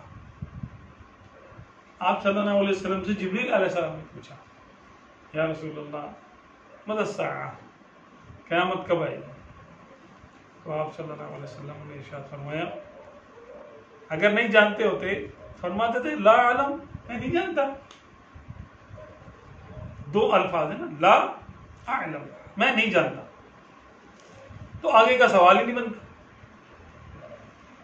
آپ صلی اللہ علیہ وسلم نے وہ جواب دیا، اتنا لمبا جواب، مل مسئول عنہا بأعلم من السائل. اس کا ترجمہ کیا ہے کہ جس سے بھی سوال کیا جائے گا، سوال کیا گیا یا سوال کیا جا رہا ہے، وہ سوال کرنے والے سے زیادہ نہیں جانتا. قیامت کے بارے میں عام لوگوں سے سوال کرتے ہیں. جبریل علیہ السلام نے آپ صلی اللہ علیہ وسلم سے سوال کیا، اگر نہیں جانتے ہوتے تو فرماتے میں نہیں جانتا، لیکن اتنا لمبا جواب دیا. اس کا مطلب بیچ میں کچھ راز ہے کہ میں تم سے زیادہ نہیں جانتا. اب زیادہ جاننے میں کیا ہے بھائی، سن ہی تو بتانا ہے کون سے سن میں آئے گی. انہوں نے اس کیا اچھا چلے پھر اس کے اخبرنی عن اماراتها، چلے مجھے اس کی کچھ نشانیاں بتا دیں. پھر یہ سوال بنتا ہے. اب ایک شخص کہہ دیا مجھے نہیں پتا وہ کب ہے، اس سے یہ سوال کیا جانا چاہیے کہ اچھا اس کی قریب قریب کی نشانیاں بتا دو، تھوڑا ہنٹ دے دو. بھائی ہنٹ وہ دے گا نا جس کو اصل چیز کا پتا ہوگا، ورنہ کہیں کا بھی ہنٹ دے دے گا وہ جو بات ہوگی نہیں، تکے بازی کرے گا. تو آپ صلی اللہ علیہ وسلم نے معاذ اللہ کوئی بات تکے سے نہیں فرمائی. قیامت کو ظاہر کرنے کا منع تھا کہ یہ کس سن میں آئے گی. دن تو ظاہر کر دیا، ڈیٹ بھی ظاہر کر. دن تاریخ سن یہی ہوتی ہے نا تاریخ، اور کیا ہوتی ہے؟ دن ہوتی ہے، دن ہوتا ہے، تاریخ ہوگی اور سال ہوتا ہے. 3 باتیں تو ہوتی کسی چیز کے وقت کا تعین کرنے کے لیے. دن کون سا تھا، مہینہ کون سا تھا، اور سن کون سا تھا یا سن کون سا ہوگا؟ تو آپ صلی اللہ علیہ وسلم نے دن بتا دیا جمعے کا دن ہوگا اور 10 محرم ہوگی، 10 تاریخ ہوگی. سن نہیں بتایا، اس کا سن بتانے کا حکم نہیں تھا، اجازت نہیں تھی. تو انہوں نے کہا اچھا چلیں پھر یہی بتا دیں، فاخبرنی عن اماراتها، اس کی کوئی نشانیاں بتا دیں. فرمایا پھر اس کی نشانیاں بتائیں جو کہ اب ہم دیکھ رہے ہیں اپنی آنکھوں سے. ان ترى الحفاة العراة العالة رعاء الشاة يتطاولون في البنيان ان تلد الامة ربتها، ہے نا تفصیل سے اس کی کہ تم دیکھو گے کہ ننگے پاؤں ننگے بدن کے لوگ یہ بکریوں کے چرواہے، ان کے پاس اتنی دولت آ جائے گی کہ یہ بلڈنگیں اونچی کرنے میں ایک دوسرے سے ریس لگا رہے ہوں کہ کس کی بلڈنگ اونچی ہے. آئے تھے کیا ہو رہا ہے؟ وہی بکریوں کے چرواہے ہیں، ان کے پیچھے جا کے دیکھ لو تو نہ تن کے کپڑے تھے نہ پاؤں کی جوتی تھی. ان کے بیک گراؤنڈ میں جا کے دیکھ لو آج وہی کہاں سے کہاں پہنچے. اور بھی نشانی آپ صلی اللہ علیہ وسلم نے اس کی بے شمار اس کی نشانیاں بیان کی، کچھ بڑی کچھ چھوٹی. تو یہ قیامت آپ صلی اللہ علیہ وسلم نے ارشاد فرمایا قیامت آئے گی. اب تو قیامت آئے گی، ہمارا اس پر ایمان ہے. اس کا اقرار کرنا، اس کی تصدیق کرنا، یہ بھی ایمان کا حصہ ہے. قیامت کے کچھ احوال ہیں، تقریباً ہم سب کو وہ بچپن سے سنتے چلے آتے ہیں کہ یہ ہوگا یہ ہوگا. 2-4 باتیں میں بھی عرض کر دیتا ہوں. وہ کیا ہے کہ جب ساری نشانیاں پوری ہو جائیں گی، یعنی حضرت عیسیٰ علیہ السلام بھی آ جائیں گے، دجال بھی آ جائے گا، پھر اس کے بعد آپ دجال کو قتل کر دیں گے، دجال مارا جائے گا. حضرت امام مہدی رضی اللہ تعالیٰ عنہ بھی آ جائیں گے. ٹھیک ہے، وہ پیدا ہوں گے اور پھر آئیں گے. پیدا نہیں ہوا ابھی. امام مہدی رضی اللہ تعالیٰ عنہ آپ صلی اللہ علیہ وسلم کی اولاد میں سے ہوں گے. ان کے والد حسنی سید ہوں گے. آپ باپ کی طرف سے حسنی ہوں گے اور ماں کی طرف سے ایک روایت کے مطابق حسینی اور باقی روایتوں کے مطابق فاروقی ہوں گے. تو آپ امام عادل ہوں گے. اس وقت مسلمانوں کے بادشاہ اور خلیفہ آپ ہوں گے. آپ کے لیے آسمان سے ندا آئے گی کہ یہ اللہ کا خلیفہ ہے، اس کی بیعت کرو اور اس کی اطاعت کرو. اس وقت روئے زمین پہ ساری جگہ پہ کفر ہوگا سوائے حجاز مقدس کے. سارے اولیاء اللہ کو حکم ہوگا کہ پوری زمین چھوڑ کر مکے میں جمع ہو جائے. تو وہ سب جمع ہو جائیں گے. امام مہدی رضی اللہ عنہ ان کے سامنے وہاں پر آئیں گے تو وہ ان کو پہچان لیں گے کہ یہی ہے امام مہدی. آج جو لوگ مہدی بنے ہوتے ہیں نا، کبھی کوئی کبھی کوئی کبھی کوئی، سب دجال ہیں. وہ جب آئیں گے تو ان کو پہچاننا صرف اولیاء اللہ کا کام ہے. پھر آسمان سے آواز آئے گی، باقاعدہ ندا آئے گی کہ یہ اللہ کا خلیفہ ہے، اللہ کا بندہ ہے، ان سے بیعت کرو، ان کی اطاعت کرو. پھر دجال کا لشکر آئے گا، پھر عیسیٰ علیہ السلام بھی آ جائیں گے. ساری تفصیل ہے. مسلمانوں کی پوری دنیا میں حکومت ہو جائے گی. کفار یہودی سب قتل کر دیے جائیں گے. عیسائی حضرت عیسیٰ علیہ السلام پر ایمان لے آئیں گے اور جو نہیں لائیں گے ان کو قتل کر دیا جائے گا. مسلمانوں کی حکومت ہو جائے گی. پھر جب تک اللہ تبارک و تعالیٰ چاہے گا یہ چلے گا. اس کے بعد آہستہ آہستہ آہستہ دوبارہ مسلمانوں میں کفر پھیلے گا. عیسیٰ علیہ السلام کی وفات کے بعد، امام مہدی رضی اللہ عنہ کے یعنی مثال کے بعد کچھ اور یعنی نیک بادشاہ ہوں گے، اور اس کے بعد مسلمانوں میں آہستہ آہستہ آہستہ کفر، شرک اور بت پرستی آ جائے گی. حتیٰ کہ ایک زمانہ ایسے گزر جائے گا، اللہ ہی جانتا کتنا. اس کے بعد ایک ہوا چلے گی جس سے کہ بچے کچھ مسلمان سب کی روح قبض ہو جائے گی اور صرف کفار باقی بچیں گے. اور وہ قیامت کا ذکر بھول جائیں گے کیونکہ کفار ہوں گے. ان کو ایک نسل کے بعد دوسری نسل، تیسری، چوتھی، وہ بھول جائیں گے کہ کیا نبی، کیا رسول، کیا خدا، کیا قیامت، کیا جنت، کیا دوزخ، کچھ نہیں پتا ہوگا.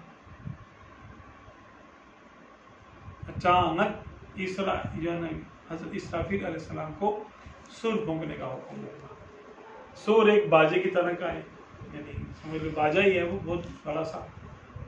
وہ اسرافیل علیہ السلام اس میں اللہ کے حکم سے پھونک ماریں گے تو پہلے ایک سریلی سی آواز پیدا ہوگی جو بڑھتے بڑھتے بڑھتے چنگھاڑ میں تبدیل ہوگی، اور اس آواز کی ہیبت سے لوگوں کے کلیجے پھٹ جائیں گے، لوگ مر جائیں گے. پھر زلزلہ آئے گا زمین میں، زمین پہاڑ اور زمین آسمان سب تباہ و برباد ہو جائے گا. اس کو قیامت کہتے ہیں. یہ پہلا سور پھونکنے سے ہوگا. اہل زمین بھی مر جائیں گے، اہل آسمان بھی مر جائیں گے، سوائے چند مستثنیات کے. جو مر چکے ہیں وہ بے ہوش ہو جائیں گے، ان پر غشی تاری ہو جائے گی. اب جو جنت کے مزے لے رہے ہیں قبر میں، ان کا ثواب ہو رہا ہے، ان پر بھی بے ہوشی تاری ہو جائے گی.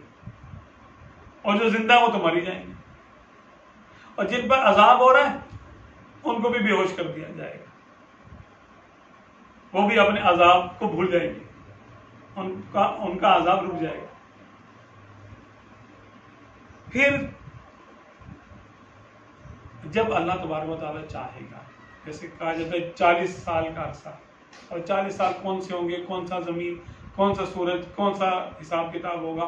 اس کے بعد اللہ تبارک و تعالیٰ دوبارہ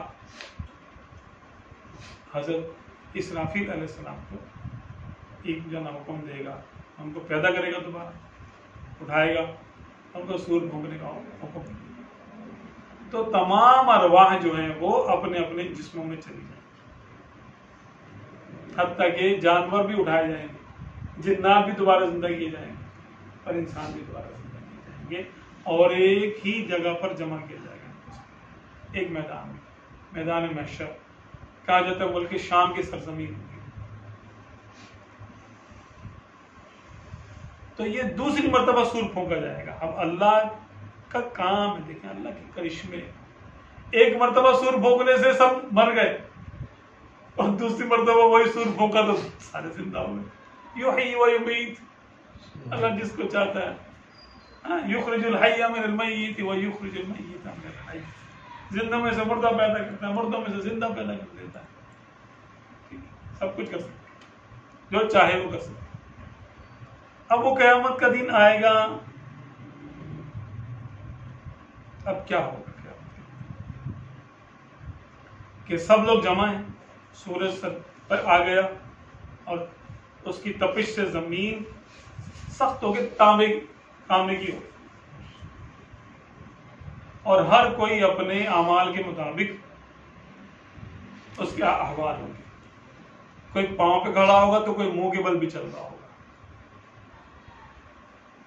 ہر شخص اپنے صدقے کے سائے کے نیچے ہوگا، جتنا صدقہ دیتا تھا اس کے سائے کے نیچے ہوگا. کسی کے جسم پہ کپڑا نہیں ہوگا، سب اپنی اپنی قبروں سے نکلیں گے. سب سے پہلے آپ صلی اللہ علیہ وسلم اپنی قبر انور سے باہر تشریف لائیں گے، اور آپ پوشاک آپ کو عطا ہوگی، بالباس ہوں گے، آپ بے لباس نہیں. پھر حضرت عمر فاروق اعظم اور حضرت ابو بکر صدیق رضی اللہ عنہ، آپ دونوں آپ صلی اللہ علیہ وسلم کے دائیں اور بائیں ہوں گے. ایسے جنا کھڑے ہوں گے. سرکار صلی اللہ علیہ وسلم نے ارشاد فرمایا کہ ہم قیامت کے دن ایسے کھڑے کیے جائیں گے، یوں کر کے ہاتھ کھڑا کیے، دونوں کو ہاتھ پکڑا. شیخین کریمین کا فرمایا ہاں قضا نبعث یوم القیامہ، اور کما قال صلی اللہ علیہ وسلم، کہ اس طرح ہم قیامت کے دن کھڑے ہوں. وہ ساتھی ہوں گے نا. پھر آپ صلی اللہ علیہ وسلم جو ہیں وہ اہل بقی کو لیں گے اپنے ساتھ، جنت البقی کا جو قبرستان ہے. ان کے جو مومن ہوں گے وہ آپ صلی اللہ علیہ وسلم کے ساتھ آ جائیں گے، یعنی وہ سب سے پہلے آپ صلی اللہ علیہ وسلم کے ساتھ ہوں گے. پھر جنت المعلا یعنی مکہ شریف کا قبرستان ہے، وہ لوگ آپ صلی اللہ علیہ وسلم کے ساتھ ہوں گے. پھر اس کے بعد لوگ پھر اٹھیں گے، سارے ایک ایک کر کے سارے اٹھیں گے. اب وہ میدان محشر میں جمع ہونے کے بعد دیکھ رہے ہوں گے کہ اب ہم کریں تو کریں کیا. روایتوں میں اس طرح کا مضمون ہے کہ 25,000 سال، قیامت کا دن ہوگا 50,000 سال کا. 25,000 سال وہ کھڑے رہیں گے اور ڈھونڈتے رہیں گے کہ ہم نے اللہ تبارک و تعالیٰ تم سے بات ہی نہیں کر رہا، سب کو یاد آ جائے گا کہ یہ کون سا دن ہے، اور ہم کو کہا گیا تھا آج کے دن کھڑے ہونا ہے، آج کا وہی دن آ گیا، اب یا جنت ہے یا دوزخ ہے، سب کو یاد آ جائے گا، سب کو پتہ چل جائے گا۔ تو وہ کہیں گے کہ اب کس سے بات کریں، اللہ تعالیٰ تم سے بات ہی نہیں کر رہا، کہاں ہے رب، اور کہاں ہے اس کا تخت، اور کہاں ہے اس کا عرش، اور وہ ہم سے بات کیوں نہیں کر رہا؟ مختلف انبیاء کرام کو ڈھونڈتے ڈھونڈتے حضرت پہلے آدم علیہ السلام کی بات جائیں گی، ان کو بھی تو کوئی ڈھونڈے گا نا، اب ہم نے تو نہیں دیکھا ہمارے سامنے، ہم ان کو کیسے پہچانیں گے کہ یہ آدم علیہ السلام ہے؟ تو پہلے ان کے لوگوں کو ڈھونڈیں گے، بھئی یہ کون ہے، ان کو کون پہچانتا ہے، اور ان کو ان کے جاننے والوں کو کون جانتا ہے، اور ان کے جاننے والوں کے جاننے والوں کو کون جانتا ہے؟ یہ دھکے کھاتے رہیں گے، یہ سورج کی تپش اور زمین کی گرمی، اور اپنے اعمال کے لحاظ سے بندہ پسینے میں ڈبکیاں کھا رہا ہے، اس لحاظ سے وہ کوئی سیدھا کوئی منہ کے بل چلتا ہوا ڈھونڈ رہے ہوں گے کہ ہمارا کوئی شفیع اور کوئی گواہ ہو۔ سب سے پہلے آدم علیہ السلام کے پاس وہ کہیں گے میں نے جب سے گندم کا دانہ کھایا نا مجھے بڑی شرم آتی ہے، میں اللہ تعالیٰ سے تمہاری سفارش نہیں کر سکتا، ایسا کرو کسی اور کے پاس چلے جاؤ۔ تو عرض کریں گے اے ابو جان آپ ہمیں کہاں بھیج رہے ہیں؟ تو وہ کہیں گے ایسا کرو نوح کے پاس چلے جاؤ، پھر ان کی کچھ وضاحت کریں گے، وہ ایسے ایسے ہے، اللہ نے ان کو بڑا مرتبہ دیا۔ ان کے پاس جب حاضر ہوں گے ڈھونڈتے ڈھونڈتے کہاں ہیں وہ، پھر ڈھونڈیں گے، پھر جائیں گے، پھر ڈھونڈیں گے کہاں ہیں وہ، ان کے پاس جائیں گے تو وہ کہیں گے میں نہیں کر سکتا، میں نے جو میرا بیٹا تھا نا کافر، اس کے لیے میں نے دعا کی تھی کہ یا اللہ یہ میرا بیٹا ہے اور یہ ڈوب رہا ہے، تو اللہ نے مجھے فرمایا تھا یہ تمہارا بیٹا نہیں ہے، انہ لیس من اہلک، تو مجھے بڑی شرم آتی ہے اس کے بعد سے، میں اپنی اس بات کو یاد کرتا ہوں کہ میں اللہ سے کیا دعا کروں، میں نادم ہوں۔ تو اپنے معاملات میں ہوں گے سارے، وہ کہیں گے آپ ہمیں کہاں بھیجتے ہیں، وہ کہیں گے تم ایسا کرو ابراہیم کے پاس چلے جاؤ، وہ اللہ کے خلیل ہیں، وہ بھی کچھ ایسی بات کرتے ہیں کہ میں نہیں کر سکتا۔ پھر موسیٰ علیہ السلام، عیسیٰ علیہ السلام، عیسیٰ علیہ السلام کہیں گے کہ ہاں میں تمہیں ایک شخص کا پتہ بتا سکتا ہوں، وہ کریں گے تمہارا کام، وہی کر سکتے ہیں اور کوئی نہیں کر سکتا۔ کہیں گے کہاں، بولا احمد صلی اللہ علیہ وسلم، بولا وہی ہیں، ان کے پاس جائیں۔ سب روتے دھوتے جو 25,000 سال لگ جائیں گے اس میں، رو رو کے کیا آنسو بھی ختم اور پتہ نہیں کیا کیا، اللہ ہی بہتر جانتا ہے۔ قیامت تم سنتے تو بہت رہتے ہیں، اللہ تعالیٰ اس کے اچھے احوال ہمیں دکھائے، تو دیکھے گا برا حال تو اس کا پھر برا ہی حال ہوگا، امان بنا۔ سب کا خیر ایک جیسا نہیں ہوگا، اپنے اپنے معاملات ہیں، کسی کے لیے یہ 2 رکعت نفل کے برابر بھی ہوگا یہ ٹائم، ٹھیک ہے، ہر ایک اپنے اپنے احوال ہیں۔ لیکن جب آپ صلی اللہ علیہ وسلم کے پاس حاضر ہوں گے تو آپ صلی اللہ علیہ وسلم ارشاد فرمائیں گے کہ ہاں میں تمہاری بات کروں، انا لہا، میں تمہاری شفاعت کروں۔ پھر آپ صلی اللہ علیہ وسلم جا کر سجدہ کریں گے، 7 دن کے مقدار کے برابر سجدہ ہوگا، خوب اللہ تعالیٰ کی تعریف کریں گے اور روئیں گے۔ کس کے لیے روئیں گے؟ ساری مخلوق کے لیے کہ یا اللہ ان کا حساب لے، ان کا حساب لے۔ اس کو کہتے ہیں شفاعت کبریٰ، کہ اللہ تبارک و تعالیٰ فرمائے گا فرشتوں کے چلو ٹھیک ہے آ جاؤ، اب میزان قائم کرو، ترازو لگاؤ، صفے بناؤ، جنت کو لاؤ، دوزخ کو بھی لے کے آؤ۔ وَإِذَا الْجَنَّةُ أُزْلِفَتْ، جنت کو لایا جائے گا اور جہنم کو بھی سلگایا جائے گا، وہ بھی قریب آ جائے گی۔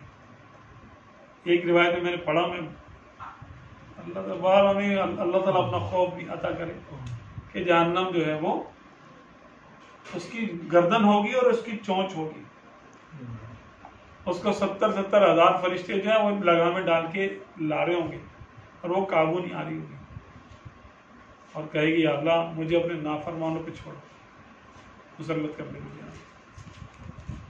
جب وہ آئے گی نا تو روایت کے مطابق کوئی بھی ایسا شخص نہیں ہوگا جو سجدے میں نہ گر جائے، اور وہ کہے گا یا اللہ آج مجھے بچا لے تو اس سے بس، کیونکہ وہ اللہ کے غضب کا مظہر ہے جہنم، اللہ کے غضب کا مظہر ہے کہ اللہ غضب کرے گا تو اپنا غضب کیسے ظاہر کرے گا؟ خود سامنے نہیں آئے گا کسی کے بھی، اپنا غضب جہنم کے ذریعے ظاہر کرے گا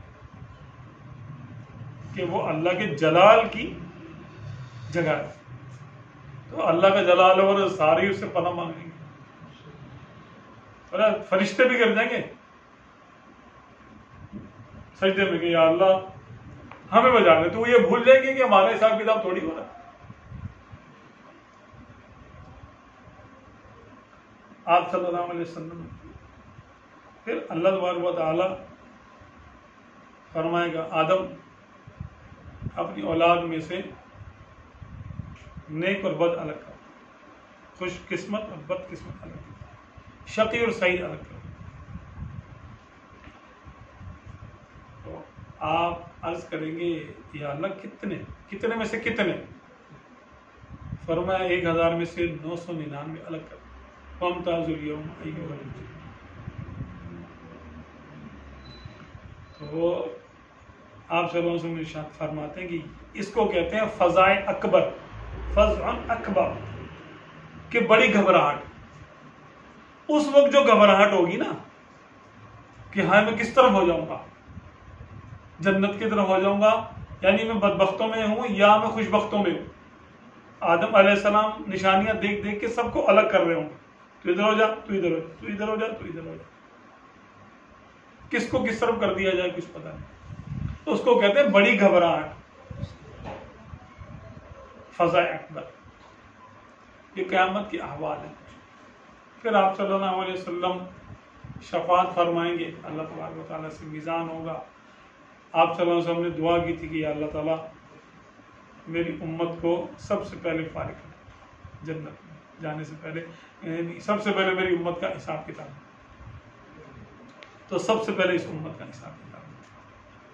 پھر جب آپ صلی اللہ علیہ وسلم شفاعت فرمائیں گے، اللہ تبارک و تعالیٰ کی رحمت جب ظاہر ہوگی، یہ بھی حدیث بات ہے کہ اللہ تعالیٰ نے اپنی رحمت کے 100 حصے کیے ہیں، 99 اس نے چھپا لیے اور ایک حصہ اس نے مخلوق میں پھیلا دیا۔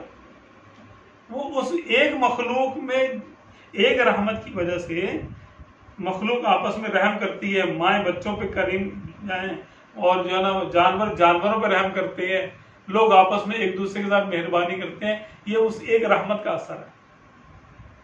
تو دنیا میں جتنی رحمت ہو رہی ہے اس کی 100 رحمتوں میں سے ایک رحمت کا اثر ظاہر ہو رہا ہے، کوئی کسی پہ بھی کر رہا ہے۔ تو حدیث پاک میں ہے کہ پھر اللہ تبارک و تعالیٰ کے قیامت کے دن اس ایک رحمت کو 99 رحمتوں کو ملا کے 100 کی 100 ظاہر کر دے گا سرکار کی شفاعت کے صدقے، اور پھر ایسوں کو بخشے گا، ایسوں کو بخشے گا کہ ایسے بخشے جا رہے ہوں گے کہ شیطان بھی سر اٹھائے گا، سوچے گا ہو سکتا ہے کہ مجھ تک بھی رحمت آ جائے۔ ایسے قاتلوں کو، ایسے بس شرک نہ کیا، اللہ تعالیٰ کے علاوہ کسی کو عبادت کے لائق نہ سمجھا، بس نہ مانا، نہ کسی نبی کی توہین کی ہو، نہ کسی مقدسات کی توہین کہ شرک و کفر معاف نہیں۔ اس وقت جب جنتی جنت میں چلے جائیں گے آپ صلی اللہ علیہ وسلم کی شفاعت سے،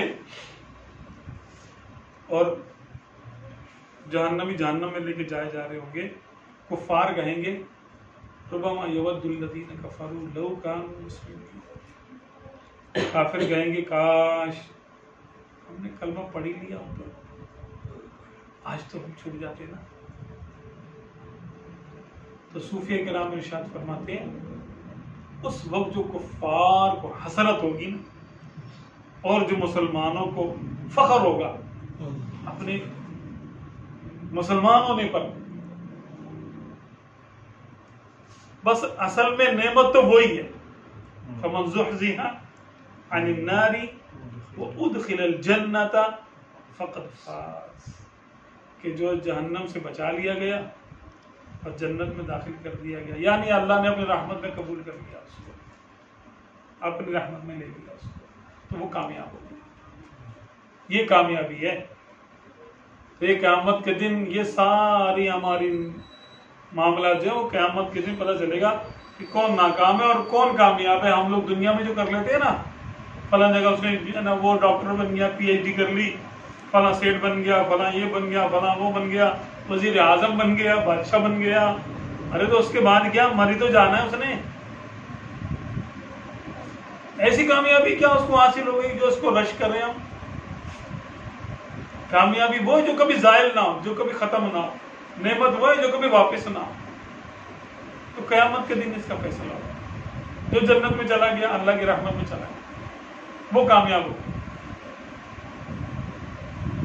تو یہ احوال ہے قیامت کے، ان سب پر ہمارا ایمان ہونا ضروری ہے. یہ سب ہوگا اور 100% ہوگا. اس میں ذرا سا کو شک کرے کہ قیامت نہیں آئے گی معاذ اللہ، یا حساب کتاب ایسے نہیں ہوگا، ویسے نہیں ہوگا، یوں کریں گے، یوں کریں، اس میں جیسے آپ صلی اللہ علیہ وسلم نے ارشاد فرمایا ایک ایک بات ٹھیک ویسے ہی ہوگی. اس میں شک کرنا، کسی ایک بات پہ بھی ایمان نہ لانا مستقل کفر، کافر ہو جائے گا.